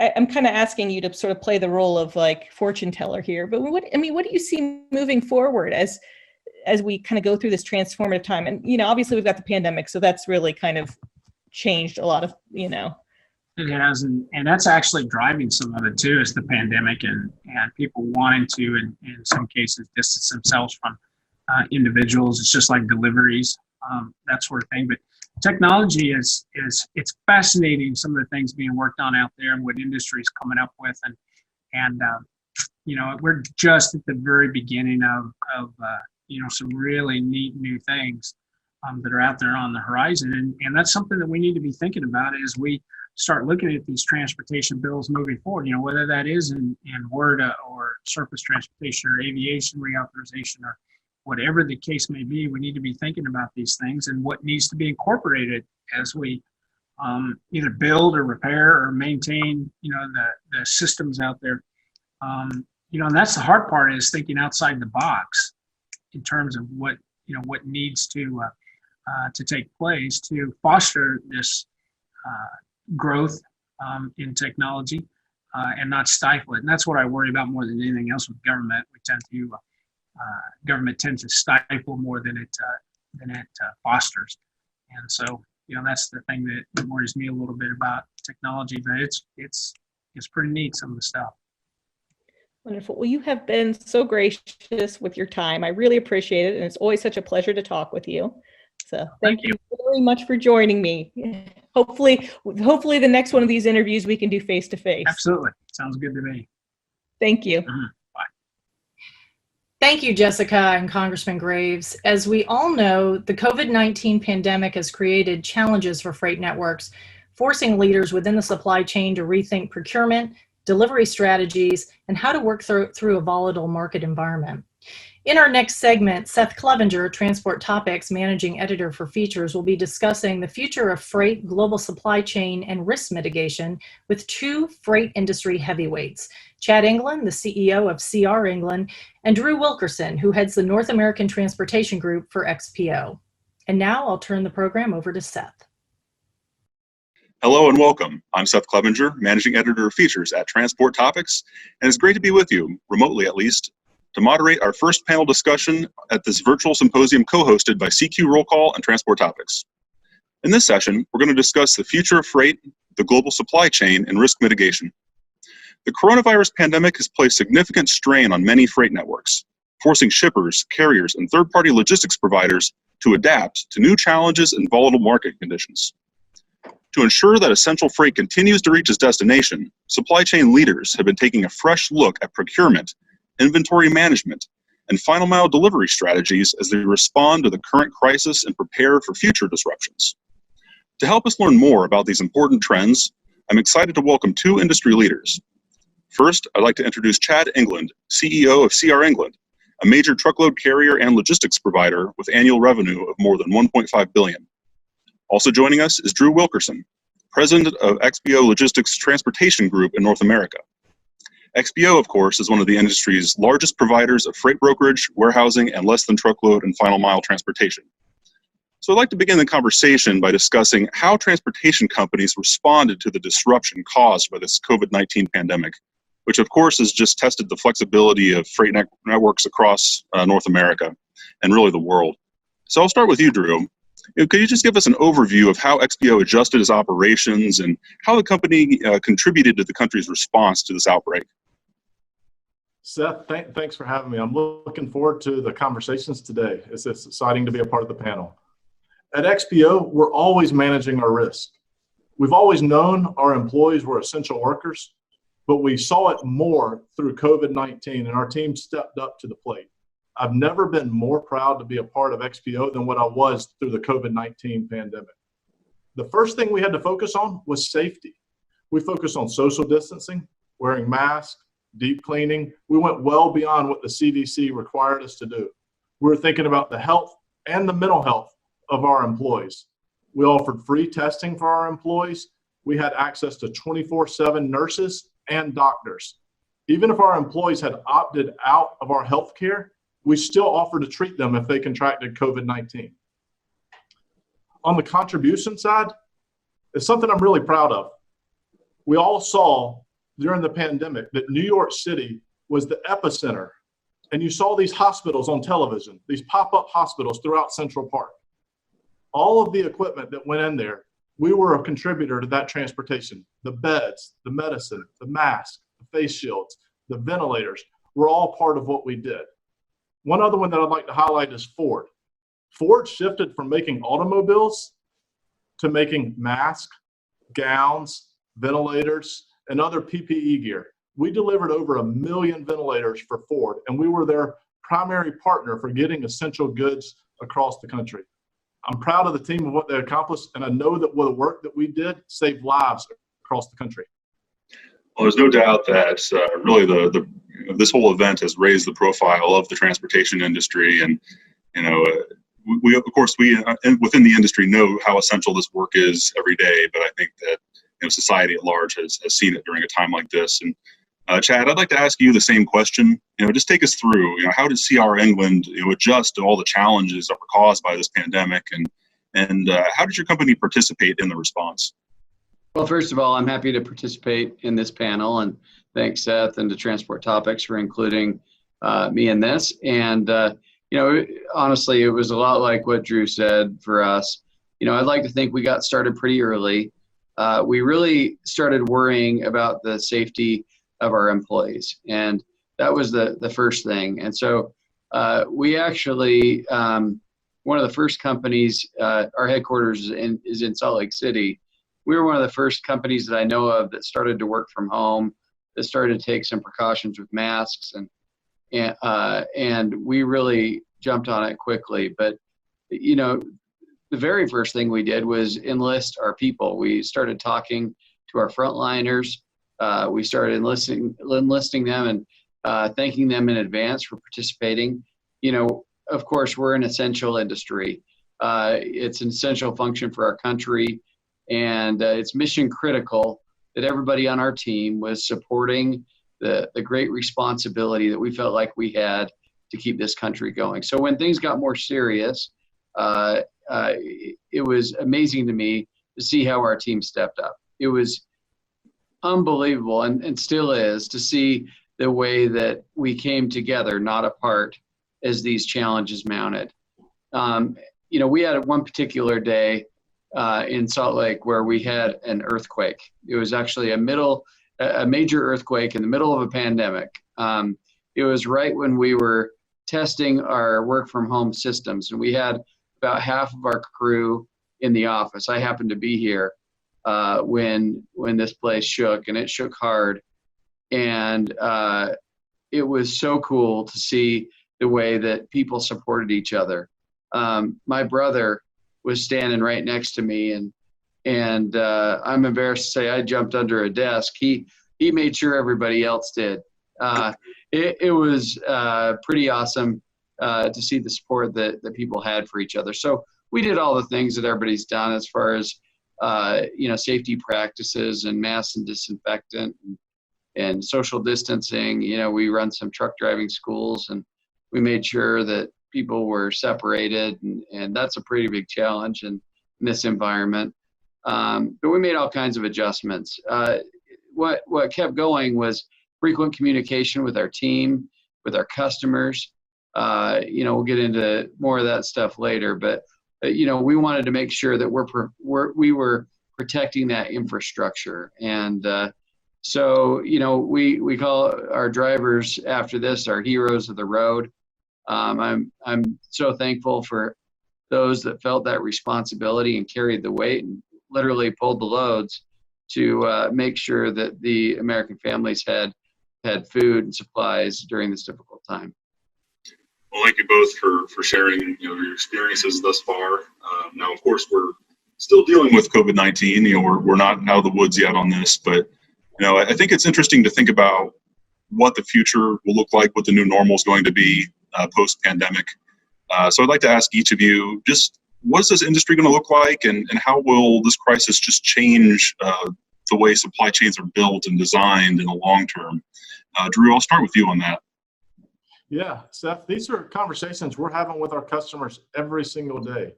And what we're hearing from our customers, especially the large retail customers, is they're looking to de-risk in their supply chains as well as the transportation that they're providing across the country. The pandemic has shown them that they're looking for large-scale, financially stable companies that they know are going to be here after the pandemic. And so it's important that you have those things, but it's also important that you're giving them access to massive amounts of capacity. Customers want capacity. They want to be able to deal in multiple modes of transportation, have automation, real estate options, labor pools, and then obviously robust technology is a huge deal for customers as we go forward. 4 things that I would call out that we've heard from customers that they're focused on throughout the pandemic and going forward has been safety, service, fulfillment speed, and transportation visibility. So we've really been focused on helping some of our brick and mortar customers that in the retail sector shift more from omni-channel into the e-commerce growth. And customers, both retail and non-retail, are looking for providers that can flex capacity up and down as the market goes. Obviously, on the e-commerce, you've seen the tightening of capacity, so they need somebody who can flex up. But on some of the manufacturing side, you need somebody who can actually scale down, but is still going to guarantee you that capacity and have you a truck and be committed to you long-term and be a long-term partner. And Chad, I'll ask you the same thing. I'd like to get your thoughts on, what do you think supply chains are going to look like, long-term after we've gone through all this? Well, I think the fragility of the modern supply chain has been exposed a little bit. And in some ways, we've seen it's fragile. In other ways, we've seen how resilient it is. The people are resilient. Some of the processes may be a little bit fragile.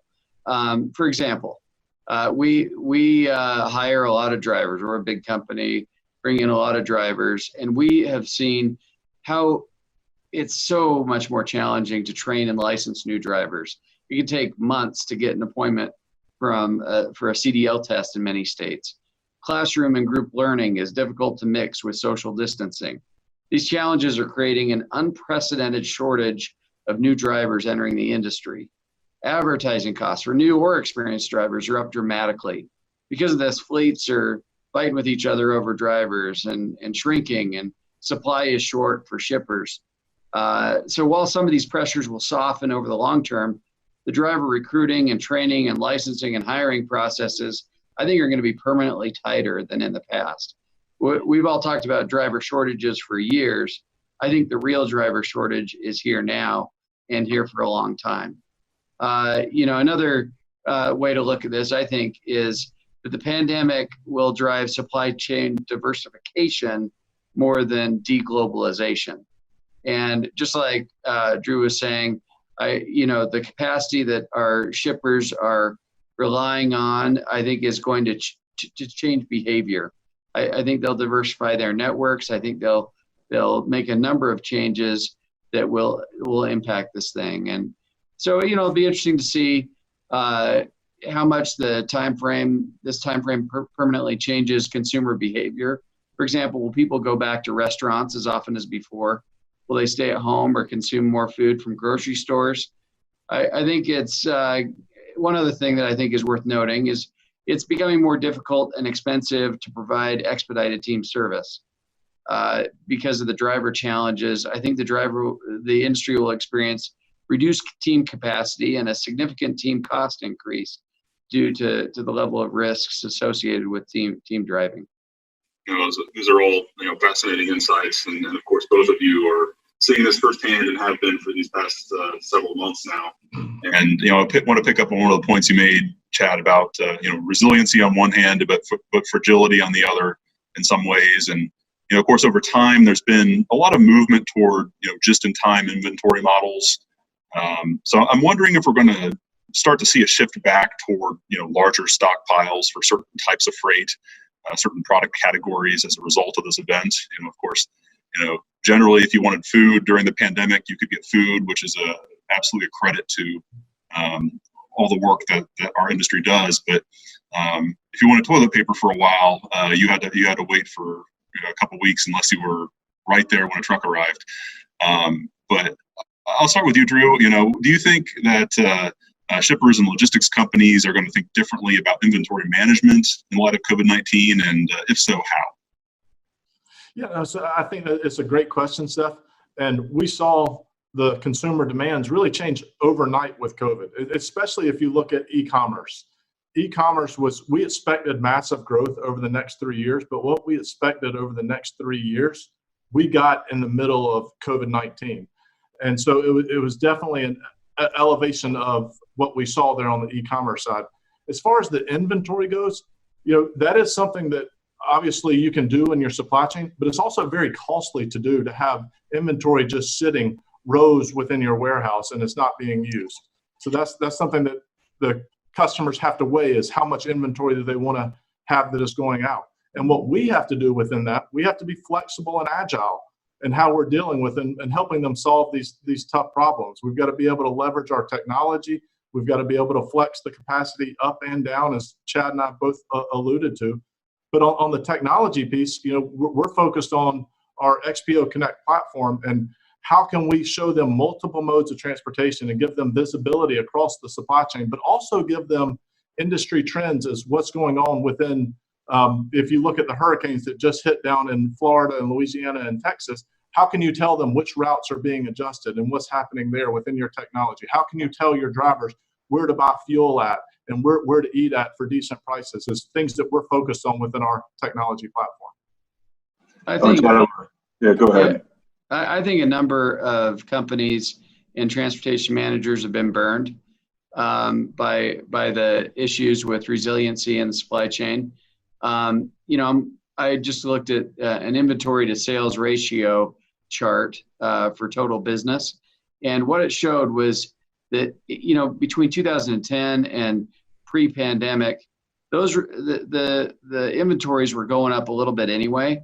After decades of dropping, we're not quite as just in time as we were before, and thank goodness during the pandemic that's how it played out. But I do think that that each company is going to have to weigh that balance, right? How much inventory are they going to hold? I do think it will go up a bit, but there's only so much that can be afforded. So we're in the same situation. We're here to make sure that as cycles change, as needs change, we're here to support our customers. And as we make that a huge focus, then we'll do things the right way and be successful. Got it. Another piece of the conversation that's really kind of gained steam because of this event has been talk about nearshoring of manufacturing. There's some indication, at least, that is happening more. There was a Gartner survey of 260 global supply chain leaders that was conducted back in February and March, so really before the pandemic really took hold. But that survey found that 33% of supply chain leaders had moved sourcing and manufacturing activities out of China or plan to do so in the next two or 3 years. So I want to get your thoughts on this. Do you expect the nearshoring trend to accelerate? And if so, to what extent? And how will that affect freight transportation in North America? Drew, you want to take first crack at that? Sure. We expect it to accelerate. As you said, the survey was done right before the pandemic. So we do expect it to accelerate from the conversations that we're having with our customers. And, we expect it in the US as well as in Mexico, where you're going to see this. And it's going to create an additional transportation need across it. I think the intermodal market specifically is going to benefit it whenever you start looking at the cross-border transportation that's going to come from this. But for supply chains overall, they're going to, in the US, they're going to look to their vendors and they're going to see how close they can get their vendors, because what's their goal? Their goal is to get the end consumer the product as quickly as possible. So they're going to pull their vendors as closely as possible so that they can get the end consumer the product as quickly as they can. I agree with that. I also believe that we'll see nearshoring accelerate, and it's because of the market. You think of what it costs to get manufacturing done in Mexico right now compared to China. China the costs have been going up dramatically. Mexico, not as much. And so I think the markets are pushing things that direction. That's great for our business. We're, as far as I know, the largest carrier going back and forth across the border with temperature controlled products. And so we love to see that. And then, of course, balance is a big thing that you got to think of too. The trade balance the U.S. has with Mexico, currently we're at a deficit, and we got to get that right. So, there's about $100 million gap on that with Mexico, and we'd love to see that balanced out because it's healthier for the freight market. But, as one that cares a heck of a lot about I could tell you Mexico is producing some great things, and America needs to step up our game in the way that we produce. Our manufacturing needs to improve to make let's nearshore to our hometowns. Let's make sure that the manufacturing's happening right here. I'm not worried about what mode it'll go, because ultimately everything essentially gets delivered by truck. Yeah, can't skip that part of the process. I mean, the vast majority of freight in North America, of course, is delivered by truck. Now, we've already touched on my next question a little bit, but I'd like to go into a little bit more depth. And that's really just kind of looking at the balance of, kind of these competing goals. On one hand, there's the goal of, optimizing freight efficiency, making things as streamlined as possible. But at the same time, especially in light of this pandemic, there's a clear need for supply chain resilience. And as you know, sometimes those priorities can lead you in different directions. So, how do you find that balance? I'll start with you, Chad, on this one. How do you balance that, again, the need for efficiency and resilience? You bet. Well, in any business, there are efficiency trade-offs. Like we were discussing earlier, shippers are now forced to consider how to balance just-in-time standards with higher inventories to protect against product shortage risks. In our business, we have a myriad of efficiency trade-offs to consider. As markets cycle, we often have to ask ourselves the question, do we keep our year-round load commitments when there are higher-paying seasonal loads available to us?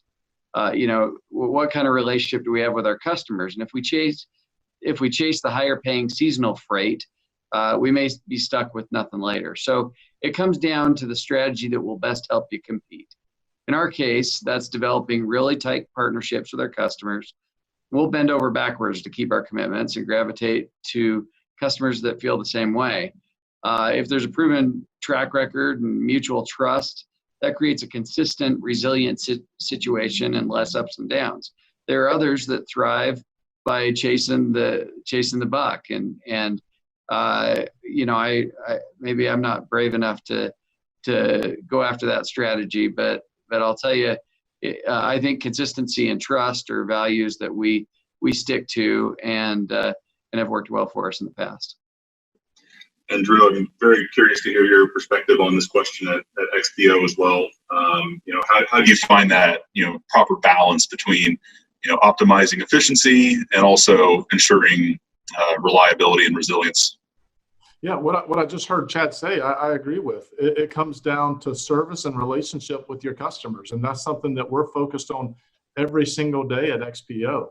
We have to be flexible and agile with how we're dealing with them, because it is a unique situation that we've never seen with COVID-19. And for us, we have to look at the multimodal transportation. We've got to look at the final mile segment, the intermodal, dedicated truckload brokerage market, and look at all the different places that we are touching the customer and making sure that the service and the relationships there.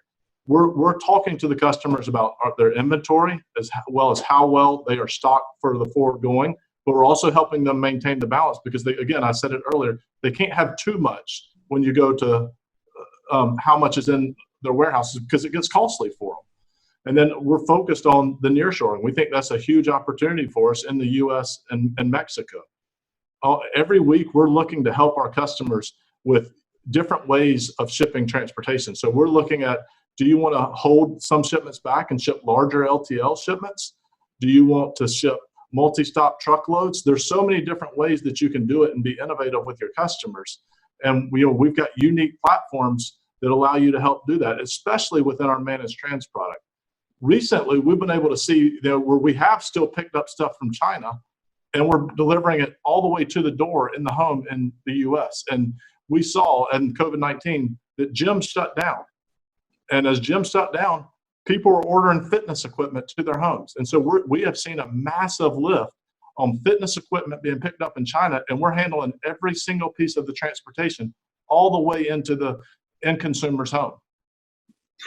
You started to touch on this, Drew, about this acceleration of e-commerce. Of course, that's been happening for many years now, but, this event really seems to be kind of a watershed moment for really accelerating that existing trend. And, just think about all the people who have been, shopping online really out of necessity, rather than making an extra trip to a retail location. And consumers now seem to be increasingly comfortable, ordering, from a broader range of product categories, whether it's groceries for home delivery or maybe curbside pickup, or some of these large and bulky items like that exercise equipment, furniture and large appliances, now just ordered online rather than going to a store first. And Drew, XPO has a large final mile business, as you mentioned, and I'm curious to see, to hear what you're seeing. How much of a change in e-commerce patterns have you seen as a result of this pandemic so far? Seth, we were the first ones to feel the e-commerce growth in our final mile business.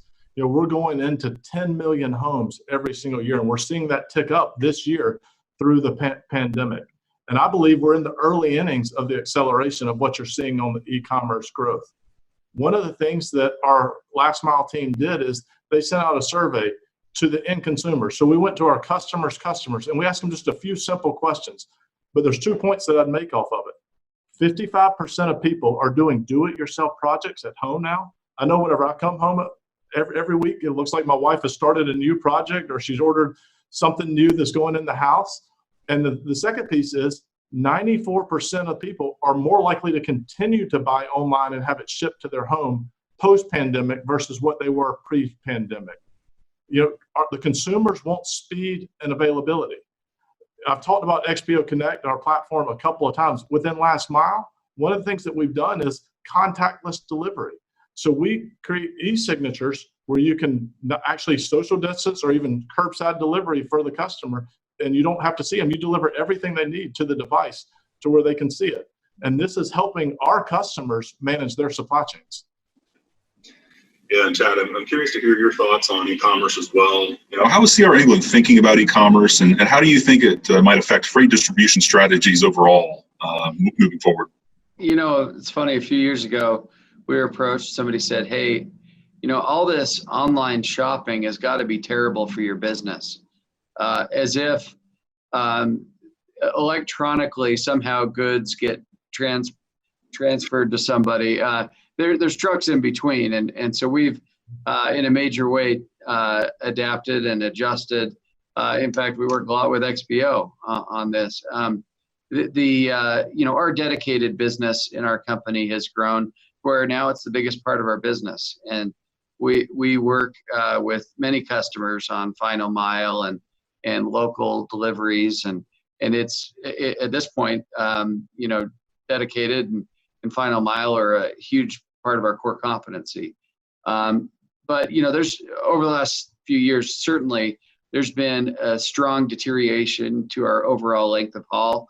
We've seen localization of freight.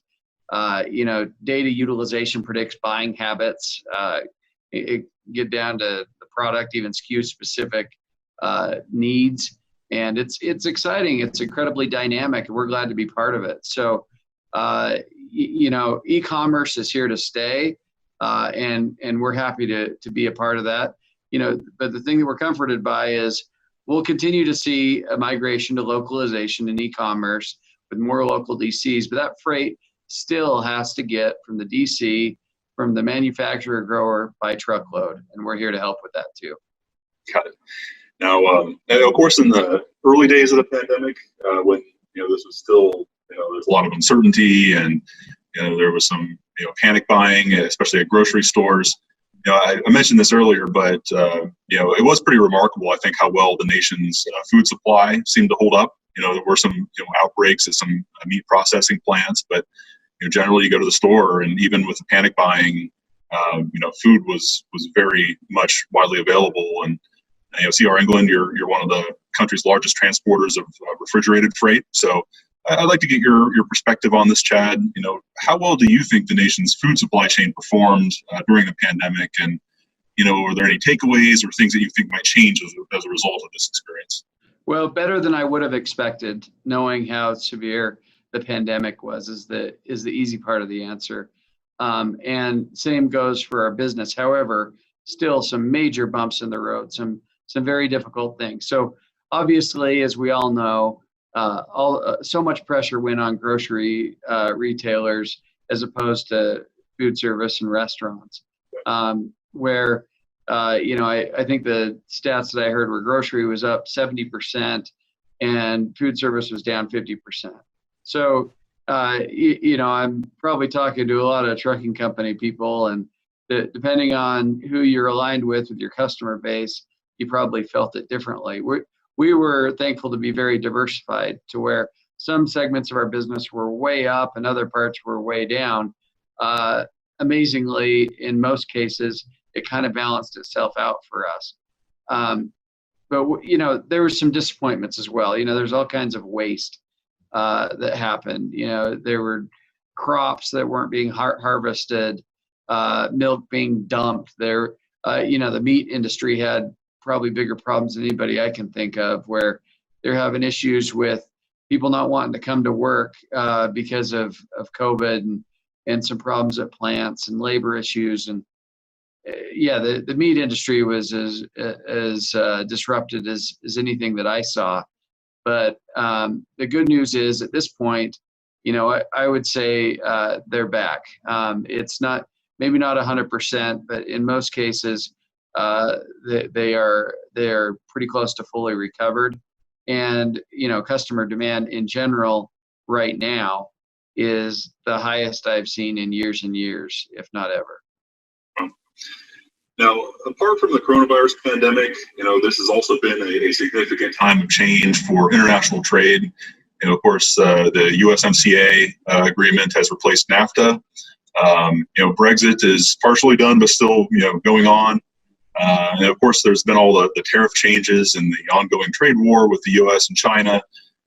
So I just want to get your thoughts on how your businesses have been adjusting to this pretty significantly shifting landscape for global trade. And I'll start with you, Drew. How have you at XPO been managing through all these changes? A few questions ago, Seth, we talked about nearshoring, and that's really where it starts. And we expect that trend to continue in the current environment over the next few years. Now, when you start looking at the political landscape and what's coming forward, our customers are really, really smart. And this is something that they're always assessing the political risk when they're making their supply chain and transportation decisions. And we're working with them on a daily basis on what that looks like.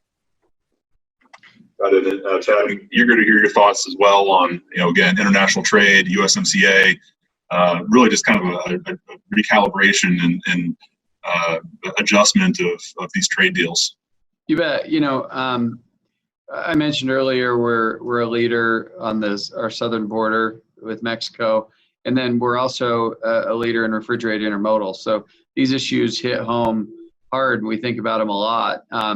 Network balance is the key that we really think about. Is first of all, stability of the situation. What our balances are going to be like, and so we really focus on California and the southern border as what gives us the most attention. Now, we are very pleased with USMCA that it was finally signed and ratified by all three countries, and companies are now more comfortable to schedule manufacturing site contracts, plan their budgets. That's good for business, and we share this confidence. So we're less certain on California as it relates to U.S.-China relations.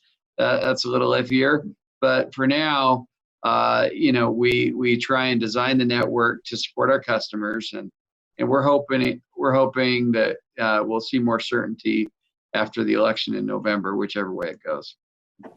Got it. Well, thank you for that. And I'm curious to just hear a little bit more about how the two of you spend your time. I know, of course, it's clear now that transportation companies have been dealing with just a really unpredictable and rapidly changing business environment over these past few years, and especially this year. So just how much time and effort do you spend on, say, risk management compared to day-to-day management concerns and business optimization and business expansion? Drew, we'll start with you. How much is this sort of area of risk management and risk planning, how much time is spent on that area? Yeah, risk management is something that we spend a lot of time, but at XPO, it's not one or the other. All risk management, keeping the operations day to day, and as well as looking at the future growth are all part of our DNA. So they're in every single conversation of what we're doing. I'll tell you three pillars that we've got that we're really focused on right now and every day. The first one's obviously the employee safety. We've talked about the testing, the deep cleanings, the tracing, social distancing, and all that stuff, but we're very focused on making sure that our employees are coming to work in a safe environment. The second one is continuing to keep the operations up and running. Our customers depended on us to have our operations up and running through the pandemic, and a lot of them depended on us to keep their doors open through this because our customers were hit very hard through the pandemic. And I was proud of the way that our tech team was able to respond, because literally overnight, we shifted thousands of people to work remotely and work from home on a day. And the last one that you're talking about, the growth, is customer solutions. We don't ever want to put our customers in a box and say, doing business with XPO has to look like this. We want to be able to work with our customers and make tailor-made solutions, multimodal solutions using great technology. And our customers have appreciated that so far through the pandemic. So for us, it's not a, risk management versus operations versus growth. It's really having all three embedded into our core DNA and who we are at XPO. Good. And Chad, I'll give you a chance to respond to that same question on, how much of your time and effort goes into, planning for risk management and, disruption versus, the more day-to-day concerns.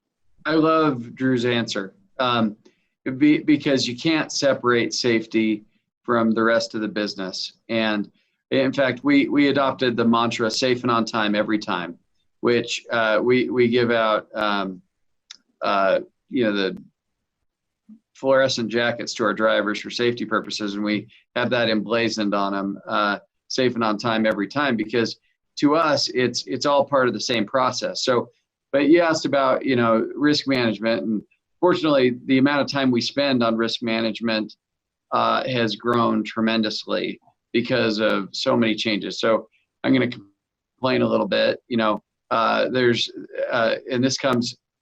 risk comes from so many different angles these days. Of course, there's accidents and plaintiffs' lawyers and, life care medical plans and nuclear verdicts. And, but in addition to that, there's aggressive wage and hour litigation. There's runaway labor legislation. There's insurance that's going out of control, and where some companies can't even get insurance at different layers. you have government investigators and union recruiters maintaining their steady advance. And trucking and transportation, I guess the way I'd say it is it's no longer just about moving products from A to B. We now have to deal with risks that range from A to Z. So, I spent a few years as our VP of safety. And now as CEO, it seems like I spend almost as much time on risk management now as I did back then because of the landscape that we're in. So it's just part of the business. And if you're not good at being safe, if you're not good at taking care of your people and the general public, you don't have any business in this industry. Yeah. Now, before we wrap up, I also want to leave on a sort of a forward-looking note and just to look ahead at our industry's future. So I'd like both of you to share any final thoughts you may have on how the freight transportation industry is going to change in the years ahead. Drew, I'll give you the first shot at this one. What's our industry going to look like? Crystal ball question. 5-10 years down the line. Seth, you said it whenever you asked the question. It's a crystal ball question, right? And I think when you look at what the last 24 months has been like, it's been a very volatile market. It's gone from a very tight market to an extremely loose market to a very tight market again. And I think that you're going to continue to see that. You're going to continue to see waves within the transportation. And, again, customers are going to look for the people who they know are going to be here tomorrow with them and who are going to be able to create unique solutions to service their needs, and partners that are giving them great service, technology platforms, and then partners who are able to flex up and down on the capacity side. So I think that we're in for, I don't see the market changing, and I think it's been a roller coaster for the last 24 months, and I think it'll continue. Chad, final thoughts to leave us with? Yeah, absolutely. What I'd like to focus on is I think we're going to see, we're going to continue to see, and even maybe accelerating with the tight market that we have now. I think trucking capacity is going to be harder and harder to find, because I think it's going to be harder and harder to get good quality drivers that can do the job in a safe and productive way. So I foresee, because of that tightness, because of the shortage on drivers, I think we're going to see transportation will get more expensive, and hopefully the more expensive part of transportation will be passed on to our drivers. That we'll see wages going up. That we'll see that will create less turnover, more retention, and we'll see drivers stick at the same place a little bit more than they have in the past. When that happens, our industry will get safer. We'll provide better service. So we've got to focus on that. And as a carrier, I'll tell you, we are so determined to make sure that we have great jobs for our people, because as we do that, as we protect our drivers, as we make sure that we're giving them the best career opportunities that they can have, we'll find success. And I think that's, as much as anything, the key to winning in transportation these days. Well, it'll certainly be fascinating to see what the future holds, though let's all hope that it'll be less tumultuous than 2020 has been thus far. I do think that's a good place to leave it. So at this point, I'd just like to thank you both for sharing your insights on risk management and the future of the supply chain. Really appreciate you taking the time. Happy to be here. Thanks so much. Thanks for having me, Seth. And of course, to our viewers, thank you for watching, and I hope you'll stay tuned as we continue the conversation about the future of freight.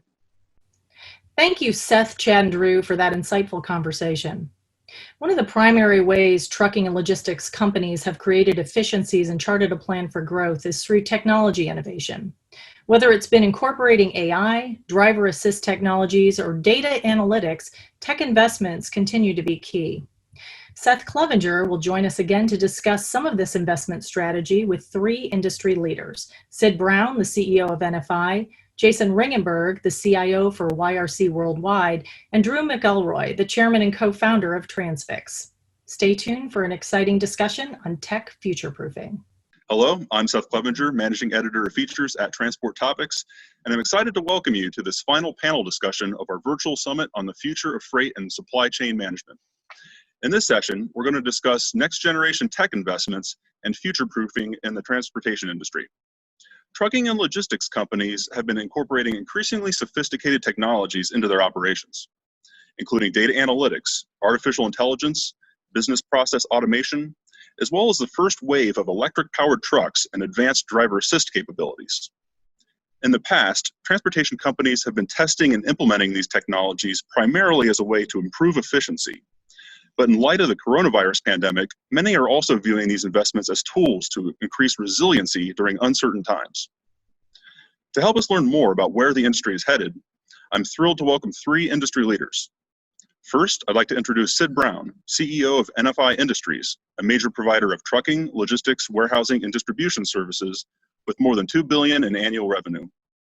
Also joining the panel is Drew McElroy, co-founder and chairman of Transfix, a digital freight marketplace founded in 2013 with the goal of using technology to reduce costs and improve efficiency in the truckload freight market. And I'm also pleased to welcome Jason Ringenberg, Chief Information Officer at YRC Worldwide, one of the largest less-than-truckload carriers in North America. This is really a great lineup for a panel like this, so I'd like to thank you all for joining us and really looking forward to getting into this. And I'll start with a conversation by reflecting on the COVID-19 pandemic, which of course has been just an extremely disruptive event for much of the freight transportation industry, especially in the early days of the pandemic. So I'd like to ask each of you to go through and just tell us how your companies were able to adjust to these challenges, while also explaining the role that your technology investments have played in that response. So I'll start with you, Sid. How did NFI adapt to this crisis, and what role did technology play? So thanks, Seth, and thank you for allowing me to be on this panel. Appreciate it. So when we first dealt with this crisis, it was a matter of getting everybody together in one shot and saying, okay, how bad is this going to be? Nobody had any idea when you kind of think back to it. So we planned for the worst and hoped for the best. So we expected somewhere around the 20 to 25% reduction in our revenue base. We fortunately have a lot of customers that are essential shippers, so we knew we had a kind of a mark that we didn't think we would go below, but still 20% hit's a pretty big hit. So we had to make some tough decisions. I brought everybody together, and fortunately for me, I've been through 4 of these before. I always know at the end of the day, things will get better. Sometimes people forget about that, but ultimately things recover. So I wanted to make decisions that made sense. What enabled me to have a lot of confidence were really the fact that we were prepared to go remote, and our IT group and the systems we had in place allowed us to do that from a corporate standpoint. But obviously, all our field operations, between our transport operations, our cross-dock operations, our fulfillment operations, our core warehousing operations, our freight brokerage, those folks were all field ops, and they reported to work every day. And they were really our everyday heroes. But our technology allowed us to kind of operate almost seamlessly from what we were doing to what we had to do. And I attribute that to large infrastructure investments we've made over the last few years in our systems across all our service offerings. But really, at the end of the day, I think remaining calm, segregating out the noise of what's real from what's fiction in terms of what you hear out there, and approaching it with a sense of urgency, but clarity.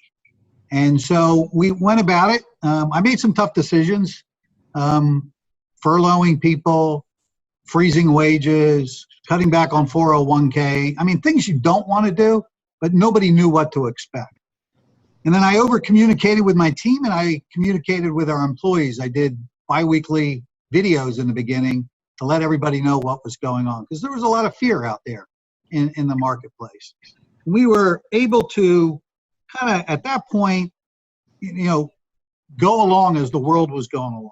Fortunately for us, our business did not see the dip that we expected. In fact, we only saw about a 4% dip, because while some folks were going down or shutting down, other folks were shipping like crazy, particularly the grocery houses, for example, and the appliance folks, for example. So we were able to really reposition assets from one operation to another to handle the surges over here and the shutdowns over here. But even besides that, at the end of the day, we did have employees, and I think our peak, we had about 650 employees that we had to furlough out of about 15,000. So when you look at it, it's about 4% of our workforce. You know, one of the things that also happened, all of a sudden travel, you know, restrict travel. Nobody's going anywhere. And as evidenced by this video, you know, everybody's doing it by video now. And that really changed the perception of how people could interact with people, how we could onboard people, how we could train people, how we could deal with customers. So it really was a combination of being able to call audibles every day almost for a while there, because you never knew what the regulations were going to be from one day to the next. That has all settled down to a certain extent as you look back at it now, 5-6 months later. What hasn't changed is the travel. We're still not, unless we have startups that we have to, and we do have a bunch of startups going on, that you have, you know, you might have to send support. But even then, our IT support, which used to go on site, is doing a lot of this by video today. So our travel and expense budget is substantially down, which has happened to help our profitability, like a lot of other things. And I think we're all going to learn to figure out where the right mark is for having travel. Because I do believe at some point you do have to have some interactions. You do have to have management out there meeting with, you know, the operations folks, and getting to see your customers. But there were no expectations in the beginning for people to actually go and see each other. And so I think it worked, but I think over time that will change. So when you look at it, I think, you know, as a leader, you want to lead. And I believe that what we did as an organization was make some hard decisions quickly, monitor the situation, ignore a lot of the noise of, you know, what was out there and really try to get the facts, and then continue to guide the company forward. And since that time, we've been able to reinstate the wage, you know, the wages to where they needed to be. The 401k has been reinstated. And fortunately for us, our company is having a record year in terms of revenue and earnings, and we're very fortunate to be on that side of the fence. Well, it's great to hear that things have definitely improved, and you know, we're starting to see our pathway through, you know, all this disruption. And Jason, I want to turn to you next. You know, how did YRC adapt to, you know, all these challenges and the market volatility that was caused by this pandemic? And you know, can you speak to the technology that helped you manage through this? Yeah, sure. I mean, first and foremost, just like I said, I mean, you know, the vast majority of our people still reported to a terminal every day. So all of our frontline truck drivers and our line haul drivers, our pickup and delivery drivers, our dock workers, you know, they went to work every day delivering what we used to call essential freight back during those days of the lockdown. So first and foremost, we all owe them a debt of gratitude for the work that they did.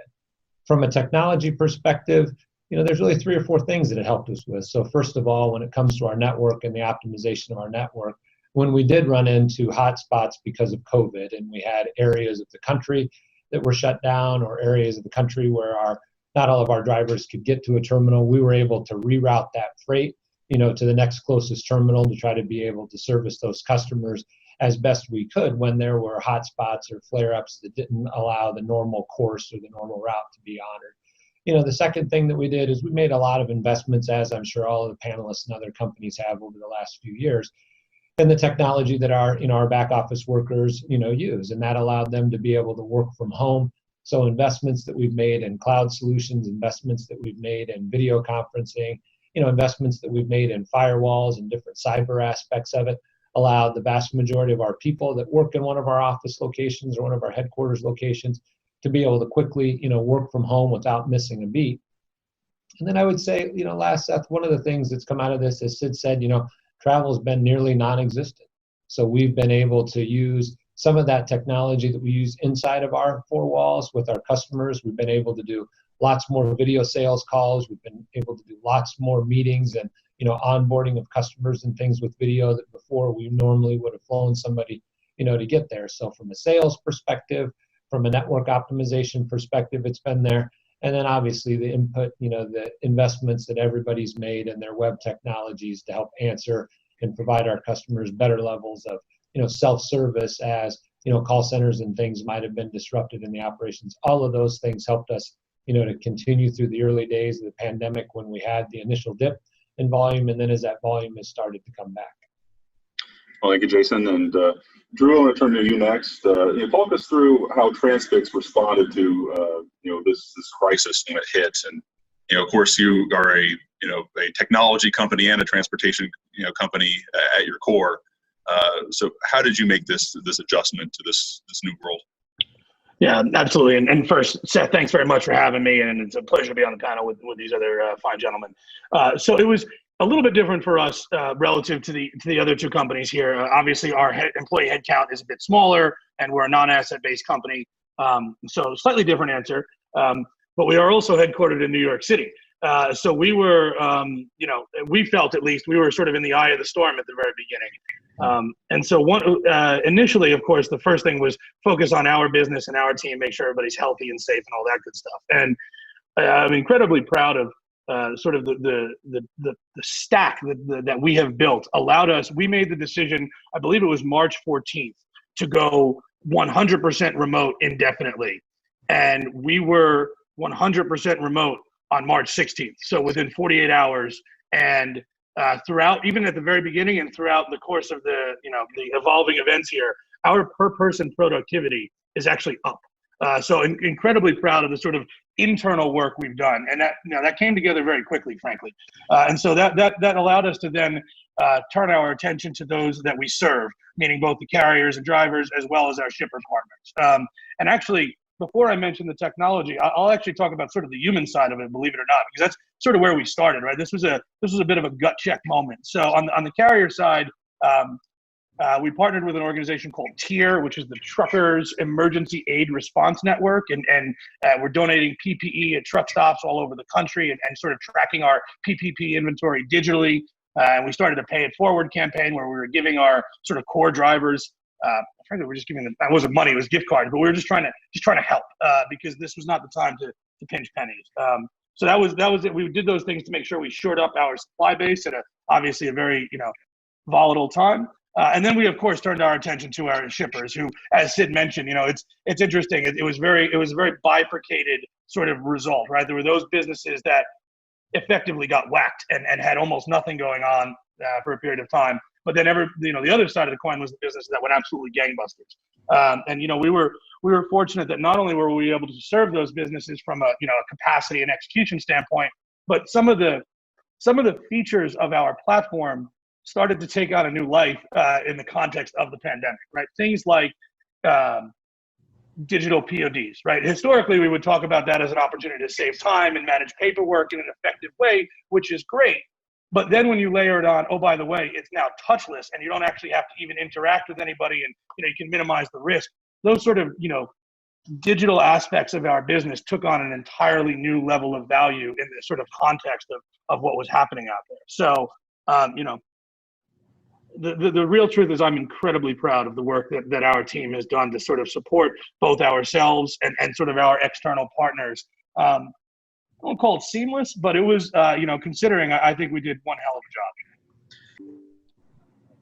Well, thank you, Drew. And, looking ahead, one interesting question that hasn't been answered definitively yet is how this pandemic is going to affect technology adoption in the trucking industry. Of course, on one hand, many companies have really lost a lot of revenue as a result of this disruption. So, of course, maybe that means that there's just less capital to invest. But at the same time, I also hear that the pandemic has really shined a spotlight on how important it is for transportation companies to be nimble enough to adjust their freight networks during such volatile conditions. So I'd like to hear from our panelists on this. I'll start with you, Sid. How do you think that this historic event is going to change the way that transportation companies think about technology? Well, I think it was a pause for a lot of folks, but the mission still remained. How do we, get better utilization, asset utilization? How do we provide better data to our customers and to our internal employees so that we can manage our fleets better and try to optimize where possible in terms of that? And we've been working on some AI, I'll call it stuff, because it's kind of pretty complex with some pretty complex algorithms in place, but doing some predictive analytics around, can we take our customers' data and figure out how we can plan for the optimum fleet size, and then we can share fleets a little bit more effectively from multiple customers. We focus on the dedicated fleet side of the house, and so it's real important for us to try to see where we can maximize between customers when possible. And then on our warehousing side, can we take and optimize our workforce in order to take the projections and see, lots of companies have projections. The validity of those projections can vary widely. So what we're trying to do is take historical data and formulate it for the future. The problem with that today, and I see the problem, is we are under a new paradigm. So taking historical shipping patterns and trying to predict what's going on now, you almost have to throw it out because we're under a completely new scenario. So as the leader of our company, there was a period of time where I paused on some initiatives just because nobody knew what was going on. But we have quickly expedited our investments in continued investments in cybersecurity, which is paramount for us in terms of our operations and our continuity plans. Continued investments in the rollout of our new systems across our platforms so that we have continued consistency amongst what we do for our customers. And the other thing that we're continuing to do is upgrade the hardware and the software where necessary, or put more onto the cloud where we can in order to ensure the viability of our operations. It was interesting when this whole hit, everybody was saying, all right, what's your business continuity plan? What's your business continuity plan? So everybody was saying, oh, okay, here, let's bring it off the shelf and show our customers our business continuity plan. And a lot of times I think they were asking us for it because they didn't have something and they were looking and scrambling because nobody had a continuity plan for what a pandemic would do to the world. And if they told you they did, I don't believe it because nobody was expecting this. So it's been interesting to kind of see, the ebb and flow of the investment dollars that we're putting into technology over time. But I can tell you, we also have a big initiative going on where we have a group of folks trying to create what we think is the next state-of-the-art TM package for our freight brokerage and our transportation management group, which we will ultimately bring into our dedicated fleet group. So it's all about data. And the more you can get your arms around this data, the more you can measure it, you can manage it. And so that's where we're focused. You can, whether it's business intelligence, artificial intelligence, predictive analytics, it's all about getting the data into one repository where you can really begin to measure. Well, like you said, and Jason, I'd like to get your vantage point as well. How do you think that this, again, historic event is going to change technology investment in the transportation industry? Yeah, first of all, I don't think there's going to be a cutback in spending on technology because of the pandemic. Was there a pause across a lot of different industries and a lot of folks in our industry? I think there was. And most of those pauses have probably stopped by now. One of the areas I think you're going to see a lot more focus and ramped up investment, and Drew alluded to it earlier, is now everything wants to be contactless. So that digitization of the supply chain and the digitization of those documents, in our case, the bills of lading, the delivery receipts, things like that have been around for a long time. You're going to see continued investment in that. As Sid said, cybersecurity is probably more of a concern for a lot of people now. The bad guys didn't take time off during the pandemic. The bad guys looked for weaknesses and vulnerabilities because people weren't behind necessarily always the firewall that they were when they were in their office. So I think you're going to see, continued focus, in and around there. ATA's got their own, SciWatch program that many people are involved in. So I think you're going to see continuation there. I think all of the data that's available today, including in that is, videos and pictures, is going to become more and more pervasive. There's going to be more spend in those areas. I think if you look at some of the larger, cloud service providers, whether that's, Oracle or Microsoft, Google, and, AWS or Amazon, are the ones most frequently talked about. They have tremendous machine learning capabilities. We are an industry that, takes a lot of pictures. So how can you use those pictures in conjunction with, those four providers or the other big cloud service providers to try to drive, machine learning and make efficiency improvements? And then I also think you're just going to see continued investment in IP technologies associated with the drivers and the trucks. So call it Internet of Things. How does that change when we get to more of a 5G rollout, et cetera? And I think, you'll see more and more of that, whether it's the driver devices, whether it's safety devices, whether it's cameras, technologies, GPS locations will continue to proliferate the industry. And if you kind of take a look at several of those different components, whether it's, LiDAR and the radars that are needed, for autonomous vehicles, it's going to be 5G technologies, edge computing, Internet of Things, all of those things that kind of culminate together, in and around solutions for autonomous vehicles. So I don't think you're going to see a slowdown in spend in technology. I think it was more of a pause. I think things are going back to normal. And ultimately, I think technology spend is going to continue to increase across everybody in the industry, from the asset, based companies like ours to the asset light or the no asset companies. I think it's going to be pervasive everywhere. Great. I'll get your take as well, Drew. How do you see technology spend, technology investment moving forward in our industry?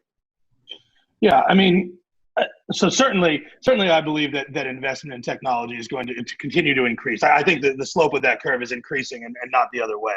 I think when we look back on this period of time in history, the biggest thing from my perspective, the way I find myself thinking about it, is it's an accelerator of already existing trends. And we're finding out very quickly, both on the sort of the 3PL side and frankly on the shipper, specifically on the retail side, which businesses made the proper investments before this and which did not.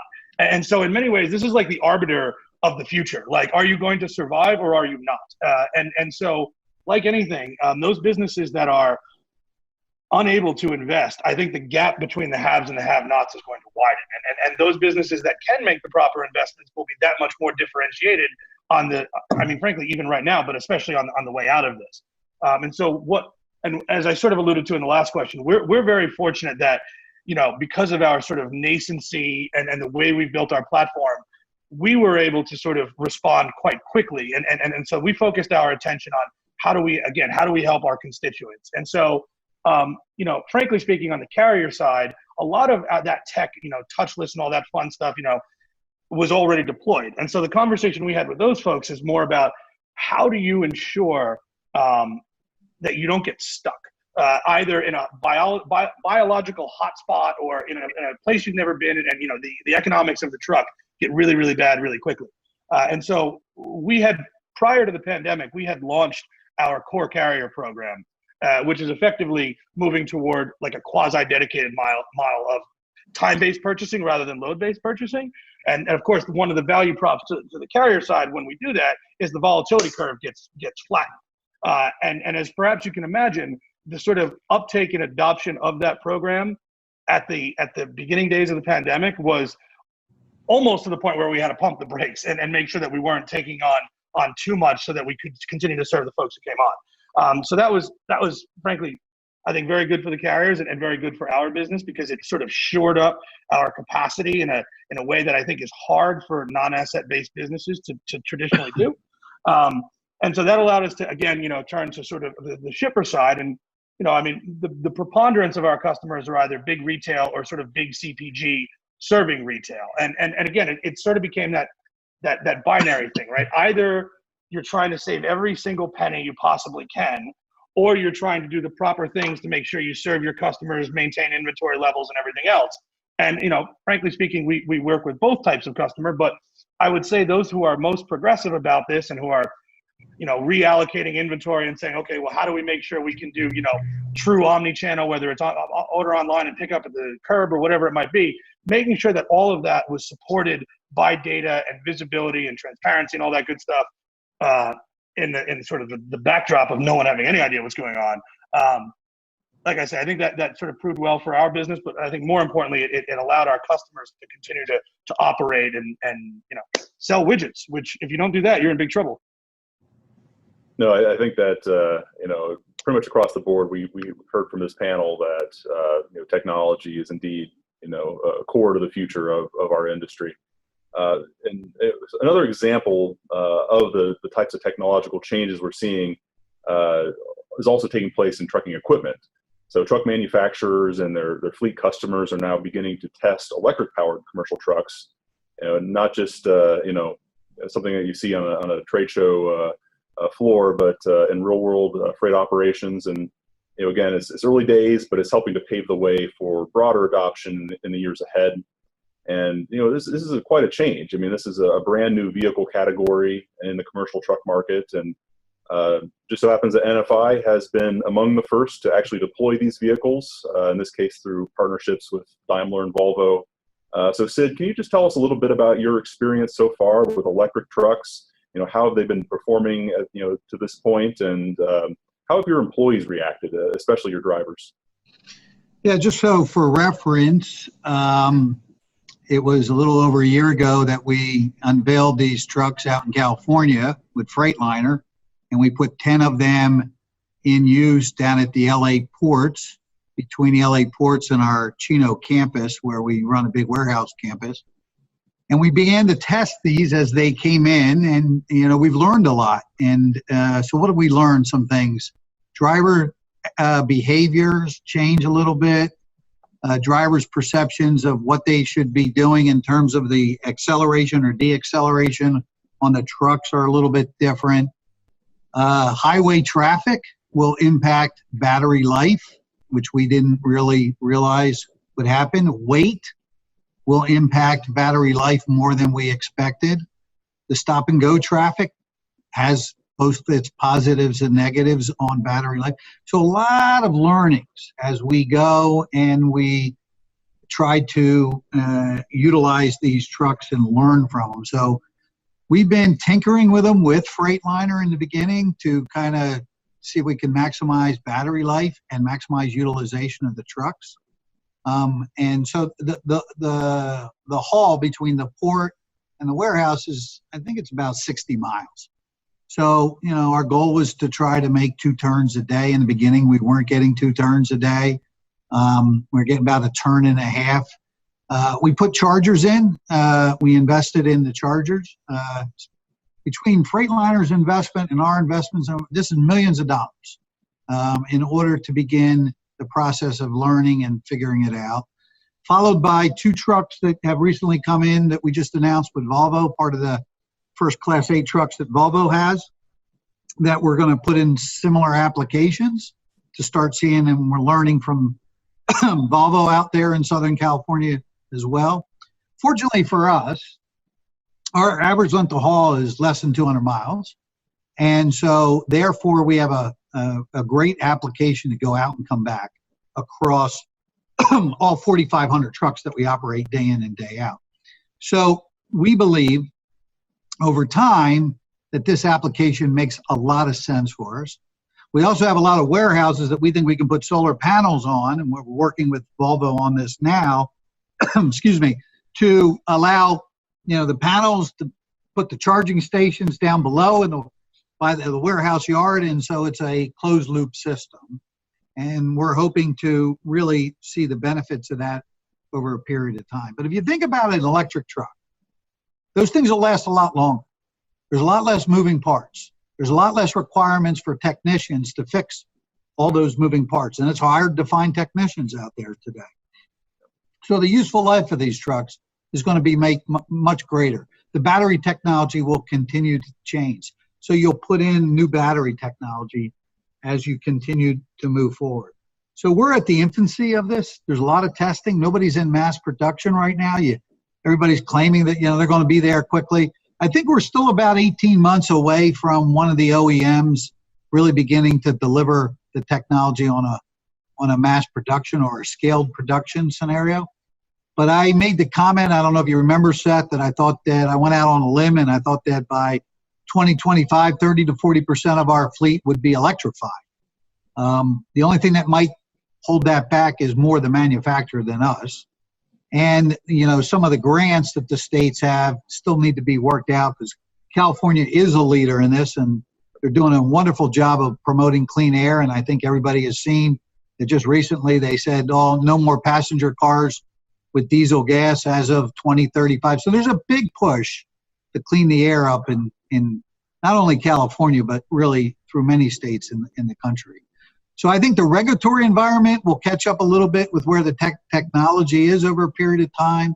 But we're excited about the opportunity to bring electric trucks to the forefront of our fleet for our drivers and do the right thing for the environment and cut down on our carbon footprint. Nobody, and if you look at the major manufacturers, the OEMs, are really spending a lot of time reinvesting in the diesel-powered engine anymore. They're just kind of going to continue to ride out what they've done. They're putting all their money, if they're smart, and most of them are, into electrification going forward. Yeah, no, it's really fascinating to watch this whole new category of the commercial vehicle market emerge before our very eyes. And like you said, it's in its infancy, but we can see the potential in the years ahead. But Jason, I want to get your thoughts on this as well. What's YRC's view, not only on electric trucks, but maybe all other alternative fuels and trucking? What's your perspective? Yeah, I mean, I think, with electrification, I think it's, it's important. It's something that we're currently watching, very closely. We think there's a lot of use cases for it. Some of the things that, Sid mentioned, some of the shorter hauls, we think those use cases will come along, sooner than that. And some of our businesses, our length of hauls, much longer than that. So it's not only the truck and the batteries and how long the battery lasts, but it's how do you charge those batteries when you have people that need to drive distances or teams of people that need to drive distances longer than the batteries can go, on a full charge.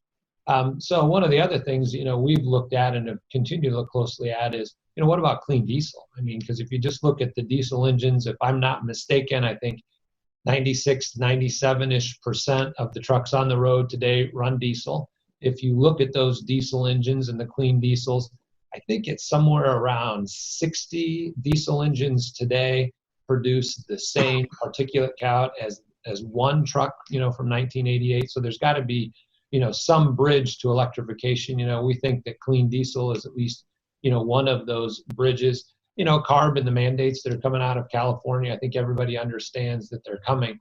So for us, electrification is something that's there. As others have mentioned on the panel today, the maintenance associated with one of those is going to be a lot less. It's going to be a lot easier to maintain those. They're going to have probably fewer breakdowns, but it's all about batteries. Tesla from a, non-commercial, but really from a consumer perspective, had their battery day the other day.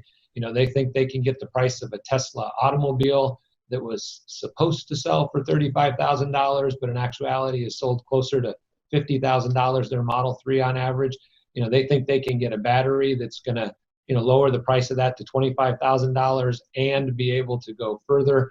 When you start talking about that type of jump in battery capacity, when you start to talk about that type of reduction in the cost of a battery, that I think becomes game-changing or more game-changing for our industry, because the use cases that you could use that for in our business, the options, that Sid talked about, where you have to go turn a rail head or you go to turn a port or some of those things where the length of haul is relatively short and you have a facility on one length of that turn, that's maybe one of the earlier use cases. And maybe one of the furthest down the road use cases are those team drivers that you have that are going to pick up a load of freight on one of the coasts and over the next several days drive it to the other coast. And then I think it's as much or more about the charging infrastructure that's available to those drivers on the road as it is necessarily about, the batteries and some of the things, in the cabs. But to try to, reduce emissions, to try to, reduce carbon footprints, all of those things are here to stay. It's going to be a great change for our industry when it comes along. And I think it will stage itself in, over time. And hopefully clean diesels and maybe some of the other, biofuels are help provide a bridge to that, cleaner world where we can have, electrification that is hopefully someday solar powered and other, less polluting sources of the ultimate charge itself. Yeah, and I think that, you make a good point about, the application is really key, at least in the near term.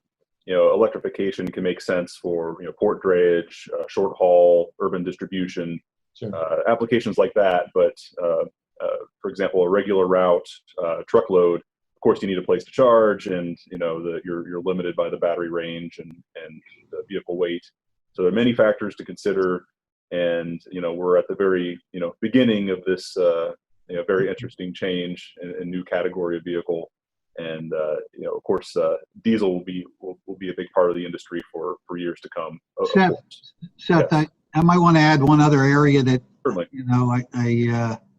Yard spotting, and I forgot to mention that with Calmar, I think we've got like 30 electric yard trucks working in California now, and that's going to be a huge opportunity. Think about all the yard trucks and the yard spotting that are just a real natural because they're not going anywhere. And so, and not only with the yard spotting with the electric, but then you can adopt the autonomous electric truck right in the yard too. So a lot of research is going on that end as well. Yeah, that's actually a pretty good segue, I think, to talk about automated driving technology. Of course, that's been another important trend we've seen developing over time. We see this evolution in terms of the active safety systems that are available on the market today, collision mitigation systems, and we're starting to see the very beginning of active steering capabilities added as well. But at the same time, you see technology developers that are testing and refining highly automated vehicles, self-driving trucks on public highways. Especially the Southwest has emerged as a hotbed for testing. NFI, of course, has partnered with Ike, which is one of these companies that's doing this testing. So, Sid, while I have you on this topic, could you just tell us a little bit more about the potential you see for automation, automated driving, driver assist, all the way up to self-driving trucks in our industry? So, first of all, my brother, his first name is Ike, and I want to make a disclaimer. He has nothing to do with Ike the automation, but he got interviewed regarding our, partnership with Ike. And, so here's the way we look at it.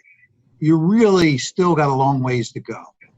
And not just from a technology standpoint, but from a regulatory standpoint. And I fear that maybe the technology will beat the regulatory environment there.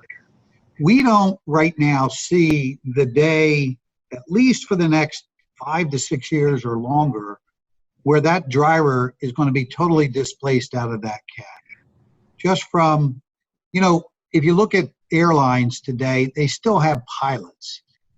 Why do they have pilots? The technology's there. Those planes can fly by themselves. They got the drones that fly by themselves. That technology is available. It's the just in case right now. And I think from a regulatory standpoint, that just in case is going to stick around for a while with the driver in the truck. However, it will take and alleviate, particularly on the long haul, where you can put a driver, maybe you put one driver in a lead truck and maybe a second truck follows behind it, and so forth. You got 3 trucks. But the longer haul may give the driver the opportunity to be less impacted by the stress of driving the truck because it essentially will drive itself for the most part.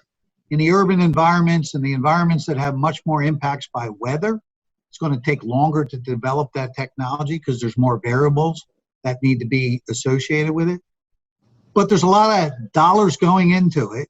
And what I do see is a lot of these dollars are ending up with companies that are partnering with the OEMs. And it's on the automobile and it's on the truck side. So I think eventually the OEMs will be the leaders along with whoever they partnered with in bringing the autonomous truck platform to our environment. Someday, maybe when I'm long retired from this business, Seth, trucks will be totally autonomous. I'm sure they will be. I mean, it's an inevitable once they get that technology. But I still believe in shorter haul applications where you have to do, make a delivery and unload the trailer. You're going to have a driver in that truck. So I think there's going to be a hybrid. The one thing for sure, people are not raising kids to be truck drivers today. It's not. So we have a shortage. So how do you address a shortage? Through technology. So whether robots in the warehouse, autonomous trucks on the highway, it's still addressing a labor shortage that will exist out there going forward. Yeah. And Drew, I want to bring you in on this. Of course, you're non-asset-based company, but I think that you're a technology company. You're you're a logistics company. How do you think about automation at Transfix? Yeah, I mean, so I would agree with what Sid said, that the day of like full level 5 automation where the matrix just takes over and there's no more truck drivers. I think Sid said at the earliest, he said 5 to 6 years. Well, I would take the over on that. I think there's a lot of things to do, both from a technological perspective, which we've mentioned, from a public policy perspective, which we've mentioned, but also from an infrastructure perspective. And Jason touched on this a little bit, but it's not just the charging. It's the actual amount of electricity that's going to be pulled from the grid if this were actually happening in massive scale. So I think all of these things are, it's going to be, it's going to be a steady march toward this future, but I do think it's a ways away. And I do think, and I realize that the driving community is very sensitive about this. As somebody who's in the middle, we're agnostic. We want to work with the best solutions across the board. But when I talk to drivers, listen, the reality is, Sid mentioned airline pilots. Manufacturing has gotten massively automated. There are still manufacturing jobs. And the partnerships that we at Transfix have done with a variety of whether you call it self-driving or all of these companies, it seems to me, with the exception of maybe a few that have very, very deep pockets, most folks are thinking about the middle mile, right? The sort of the highway to the ramp to the ramp. And then if you have that model, well, hell, if you're a truck driver, that could actually make your life a lot better. It makes jobs that are today over the road maybe look like, day jobs, and you get home and things like that. So there are opportunities both from a structural perspective and also just as a personal anecdote, as somebody who lives in New York City and was stuck in my apartment during this pandemic, I went out and bought a car and drove it to California. And that car has pretty significant self-driving.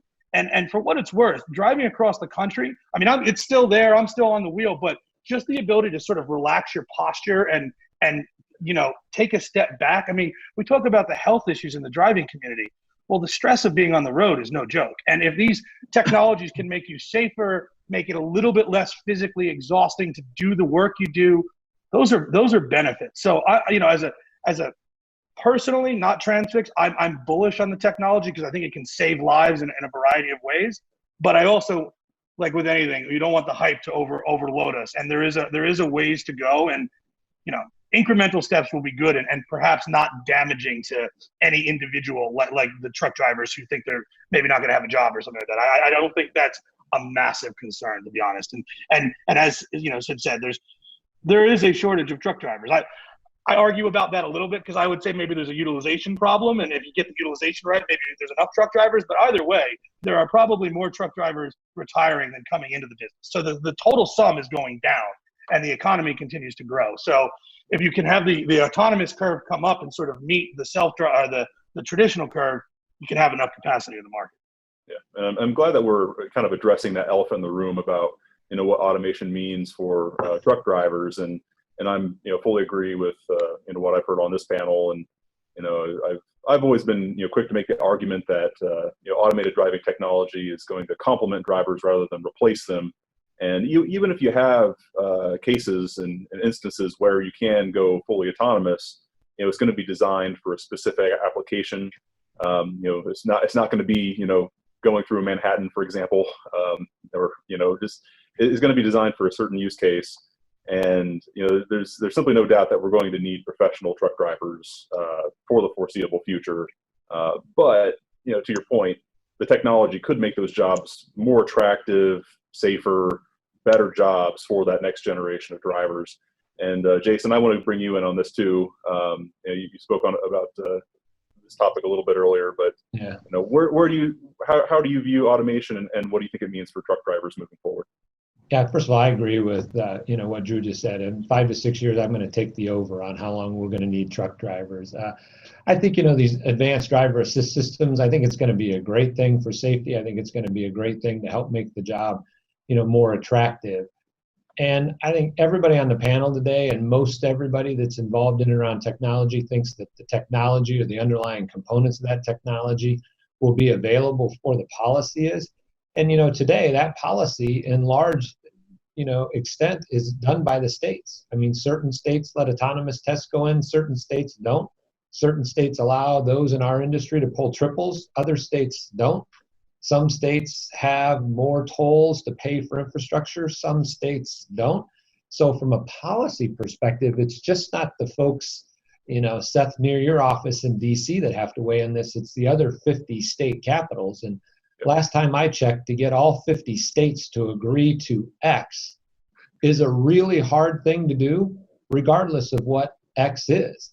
So I think it's going to be there. And then I just think there's huge societal questions to this.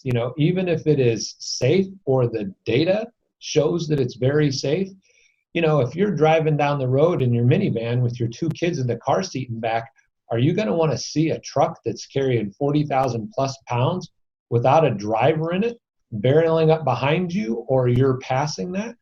What are the insurance companies, going to say about this? So there's a lot of constituents to have to, weigh in on this. If you look at the investments today that's being made, I think that's why we think the technology, internally, we think the technology will be available before the policy climate, because the investments being made in, machine learning, the investments being made in the 5G networks, the investments being made in batteries, those things are going to come along. But what about all of the other investments that need to be made? What about all of the other policy concerns that need to be made? So I think there are great jobs for truck drivers for years and years and years to come. I think it might have been Drew that mentioned the middle mile. Certainly there is a case for the middle mile and for platooning and some things like that will have much higher automation than we have today, but not be fully autonomous for quite some time. Got it. And just shifting gears a little bit here, one of the biggest trends that I've noticed over the last decade in our industry is just an absolute influx of new technology developers, new businesses, startups, venture capital.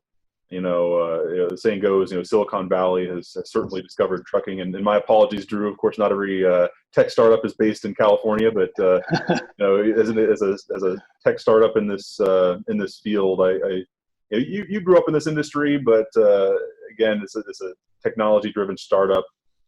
Just tell us about the opportunity that you saw when you decided to start Transfix 7 years ago now. Why did you think that trucking and transportation was ready for some newcomers to bring in a new approach? So it's funny. I was on a panel the other day, not for our business, but a more generalist one, and the moderator introduced me as a tech CEO, and I was like, no, it's a legit no. But so I whether for better or for worse, it's in my DNA, and it has been for a long time. So what did I see? Well, I mean, bluntly speaking, I saw a lot of unhappy people and a lot of waste. The business that my dad started, that I sort of grew up around, was at its core, at least initially, it was a traditional you call, we haul brokerage, and a very good one, but it was what it was. And I watched every day the amount of paper that got pushed around and just wasted time and just the general unhappiness. Everybody seemed to BS each other, right? The driver said he was there when he wasn't. The broker said the load was ready when it wasn't. And all this misinformation just drove everybody crazy and ultimately wasted a lot of time and money, right? We were fighting over pennies while the dollars were just flying out the window.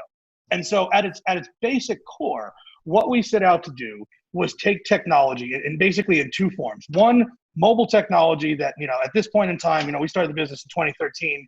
Every driver had a smartphone, and that was a change that hadn't existed before. And so now there was a way to tether to these drivers to passively collect data without any effort on their part. And so that on the one hand infused a tremendous amount of data about behavior and locations and preferences, et cetera, et cetera. And then at the same time, if you can sort of overlay that with, to keep the buzzwords to a minimum, I'll just say modern data science, right? AI, ML, all that good stuff. But what it really means is a system, a computer, can take huge amounts of data, specifically dynamic data about available trucks and dynamic data about loads that need to be picked up by those trucks, and match them in a way that creates a more efficient set of results than any group of humans can manage. It's just too much data. And so at its core, that's what we set out to do, right? You can put more money in a small trucking company's, P&L by running the same number of miles and the same number of days and the same number of hours if you have a higher percentage of those miles loaded. It's pretty straightforward, right? And so that becomes a positive ROI solution for the carriers. And then, of course, on the shipper side, the transparency and the data collection and the benchmarking and the scorecarding and all that goes along with having an intelligent network as opposed to maybe a blind network, which would exist historically, that creates what we think, and sort of proving itself out to be a win-win for everybody, right? I mean, at its core, the sort of value creation thesis is eliminate and monetize waste and give some of it to everybody involved.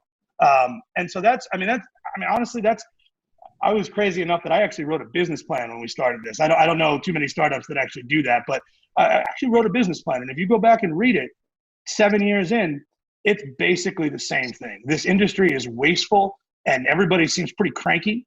And if you use technology in the right way, you can probably improve them.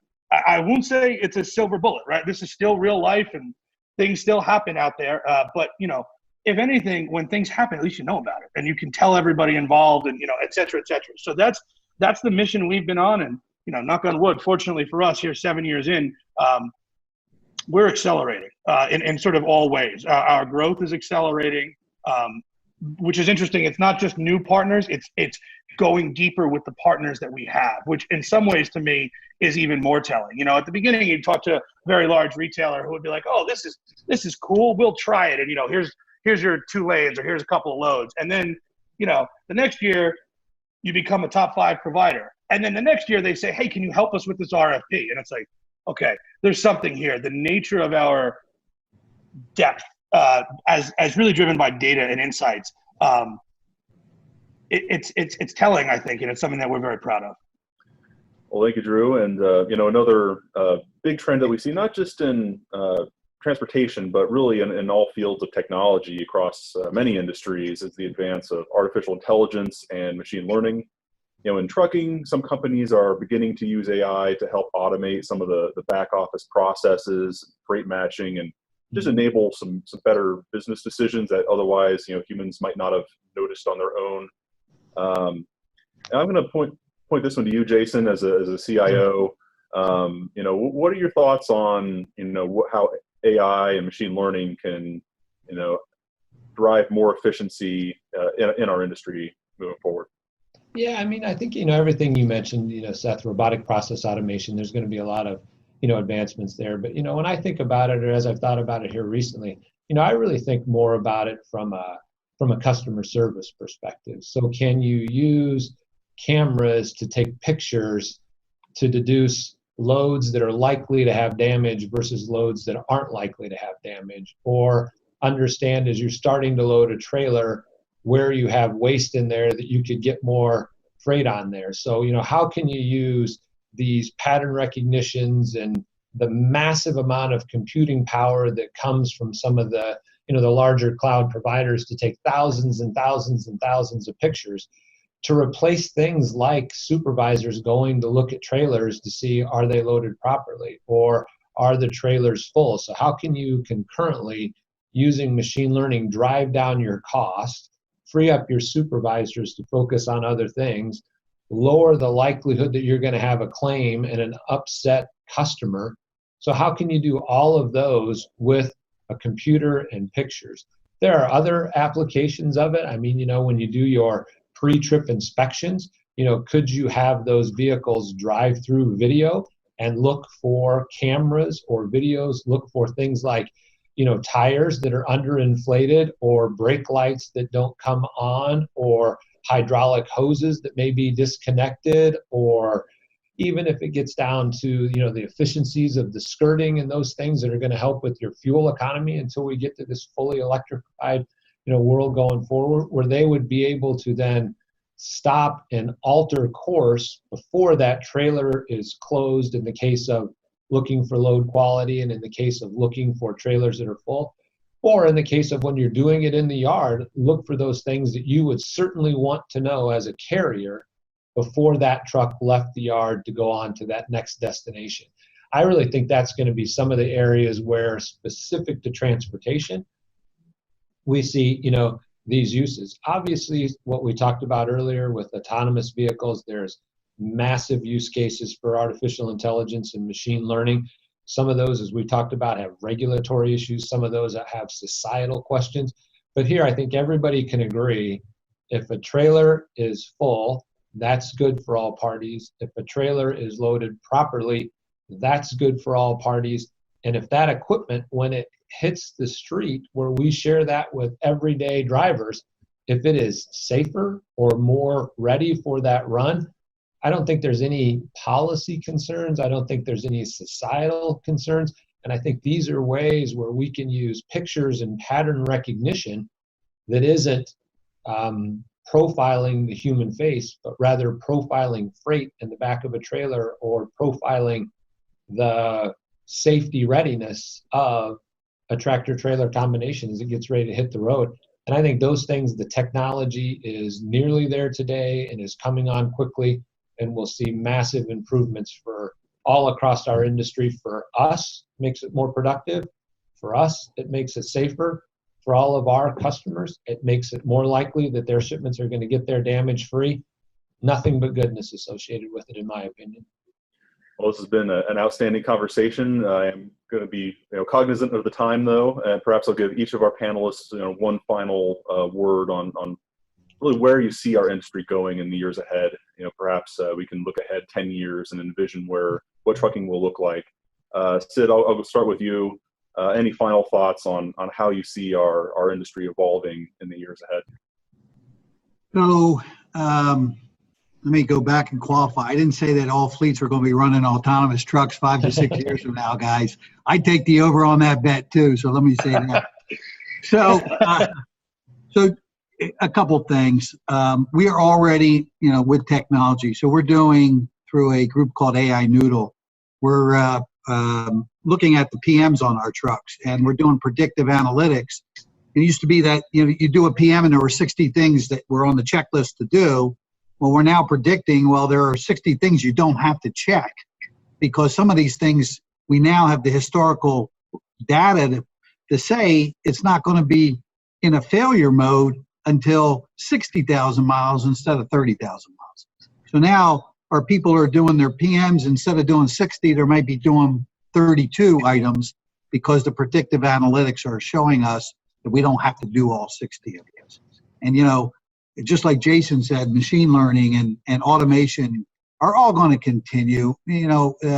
Just the way we're dealing with each other now through video, and the amount of travel that's not going to be there, and those types of things. The way you bring on new business and interact with customers is probably going to be different than what it was before.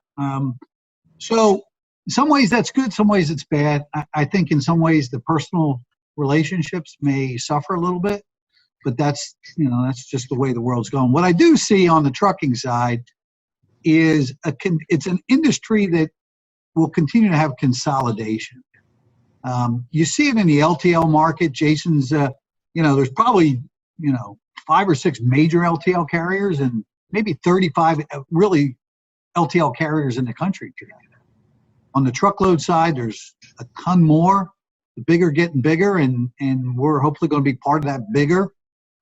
But there's going to continue to be pressure. The insurance markets are going to continue to weed out there's some real pressure in the insurance markets today based on these nuclear verdicts and so forth. So if I were to predict 10 years from now, I think that there's just going to be less carriers running better technology, well capitalized. Some of them will have automated trucks. Some of them will have electric trucks. Some will have natural gas trucks. Some of them will have diesel powered trucks. It's not going to be all one at one time. But just go back 5 years ago, and how many Teslas did you see on the highway? And how many do you see today? And how much you see, think about, it's that curve. When you get that technology comes down, those prices come down on batteries and so forth, you're going to see an explosion on certain technologies that are going to take place. And, so whether it's, what's happening on the technology side, as Drew has alluded to, or Jason has, I just see a convergence of factors that are going to make our industry more efficient. And efficiency will drive down cost, and that will benefit both the customer and the carrier. Well, thank you, Sid. And Drew, I'd like to pose the same question to you. You know, trucking in 10 years from now, how will it be different? So I've had two jobs in my career. The first one was at my family's business, and then the second one has been at Transfix, and they've almost been about the same amount of time. And what I can state unequivocally, it's a lot more fun right now. The amount of investment in this business, in our industry collectively, and I mean the supply chain. I don't just mean trucking, right? Whether it's warehouse automation or trucking or robotics, whatever it might be. Man, is it fascinating. And my sort of running statement is every day is a case study. I don't know what's going to happen, but it's going to make you think, which is a lot more fun than just blocking and tackling. So, and if anything, my core belief is what exactly is going to happen, I don't know. But I believe strongly that the trends we're seeing are only beginning to accelerate, right? Everybody talks about the amount of capital that's come in. I would argue we've seen nothing yet. The capital that has come in thus far has mainly been early stage capital and less risk averse capital because it was at a very nascent point. As businesses that have raised that capital continue to put up results and accelerate and do the things that frankly businesses like ours are doing from a sort of metrics perspective, the sort of pools of capital that are going to be brought to bear on our industry are going to become bigger and more sophisticated. And so, like I say, I think this trend is going to continue to accelerate. We're going to see winners and losers, of course, and I mean that both in the company level and frankly at the pure technological level, right? Some ideas will be proven to be fantastic and some will be proven to be hype and maybe not sustainable. I think anybody suggesting which of those are going to be the winners and losers, I think it's a little premature for that. We have to see what's going to happen. But the reality is the genie is out of the bottle. Those that are outside of our business see how big our business is and see the opportunity financially that can come from improving it. And then when those sorts of folks get their eyes on something, they don't generally stop. So I think that what we've sort of kicked off here is in the early innings, and I think we're going to just continue to see more of it, which I ultimately think is a benefit for everyone, right? It's a benefit for those in our industry, in sort of all ways. And I think we all talk about this, right? Our business touches everything. My mom says everything is delivered by a truck except babies, and so the more we do to improve what it is we do, the more that sort of downstream benefits everybody on this planet. And so as you can perhaps imagine, I'm very bullish about what the future holds. I think it's really exciting. Well, great. Thank you, Drew. And Jason, I'll give you a final word to leave us with. Where do you see our industry heading in the years ahead? And, take us to trucking in 2030.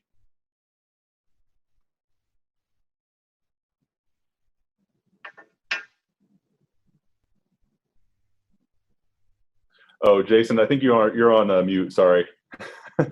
If you could take that from the top, Jason. You had your mute button on. Do you see it? Bottom left. Yeah, take us to trucking in 2030. What's it going to look like? What's the future of our industry? I mean, I tell you, we should all welcome the technology investments because nothing but good can come from that. If I knew where our industry was going to be in 2030 and which technologies were going to be pervasive, I'd be a hedge fund manager instead of being a CIO. But what I do know is that for the years to come, there are going to be jobs for truck drivers, as we discussed earlier today, and there's going to be a lot of good jobs available. That technology, well, I don't know exactly what it's going to do. I can tell you it's going to make our drivers more productive. It's going to make our trucks safer. It's going to reduce our carbon footprint. It's going to help our part in the case of the trucking companies. It's going to help us be better members of that supply chain. It's going to help improve society and where we're going. But as far as which of the technologies we talked to today in terms of, autonomous vehicles or AI or machine learning, similar to what Drew said, I don't really know which ones are going to win and which ones are going to lose, but I don't think there's going to be anything but goodness that comes from the investments. Also, like Drew, I believe that we're in the early innings of this. I think the seed capital has started to come in. If you look at our impact from a supply chain perspective on GDP, there's obviously a lot of cost in that supply chain. There's a lot of opportunity in that supply chain. And I think when people start to realize that this technology and you get beyond that seed capital, I think we've only seen what's going to come in terms of, money that's going to be invested and benefits that technology is going to provide. So from an industry perspective as a whole, I think we should be abundantly optimistic about our future, and I think we should welcome and embrace all of the technology advancements that are coming. Well, thank you for that, and I think that's a great place to leave it off. This is again, I think it's been an outstanding conversation, but there is a time limit, unfortunately. But again, I'd like to thank all three of you for sharing your excellent insights into where this industry is headed, and I think it's really valuable for us all to think about what the future may hold. And to our audience, of course, thank you for watching, and I hope you'll stay tuned for some closing remarks. Thank you to our panelists and Seth for that interesting conversation. And that brings us to the end of today's symposium. I want to thank Secretary Chao, Senator Cardin, Representative Graves, and all the panelists for joining us today. We certainly have covered a lot of ground. As our panelists have suggested, regardless of the strain the pandemic has placed on freight, companies are finding a way forward to adjust to new challenges.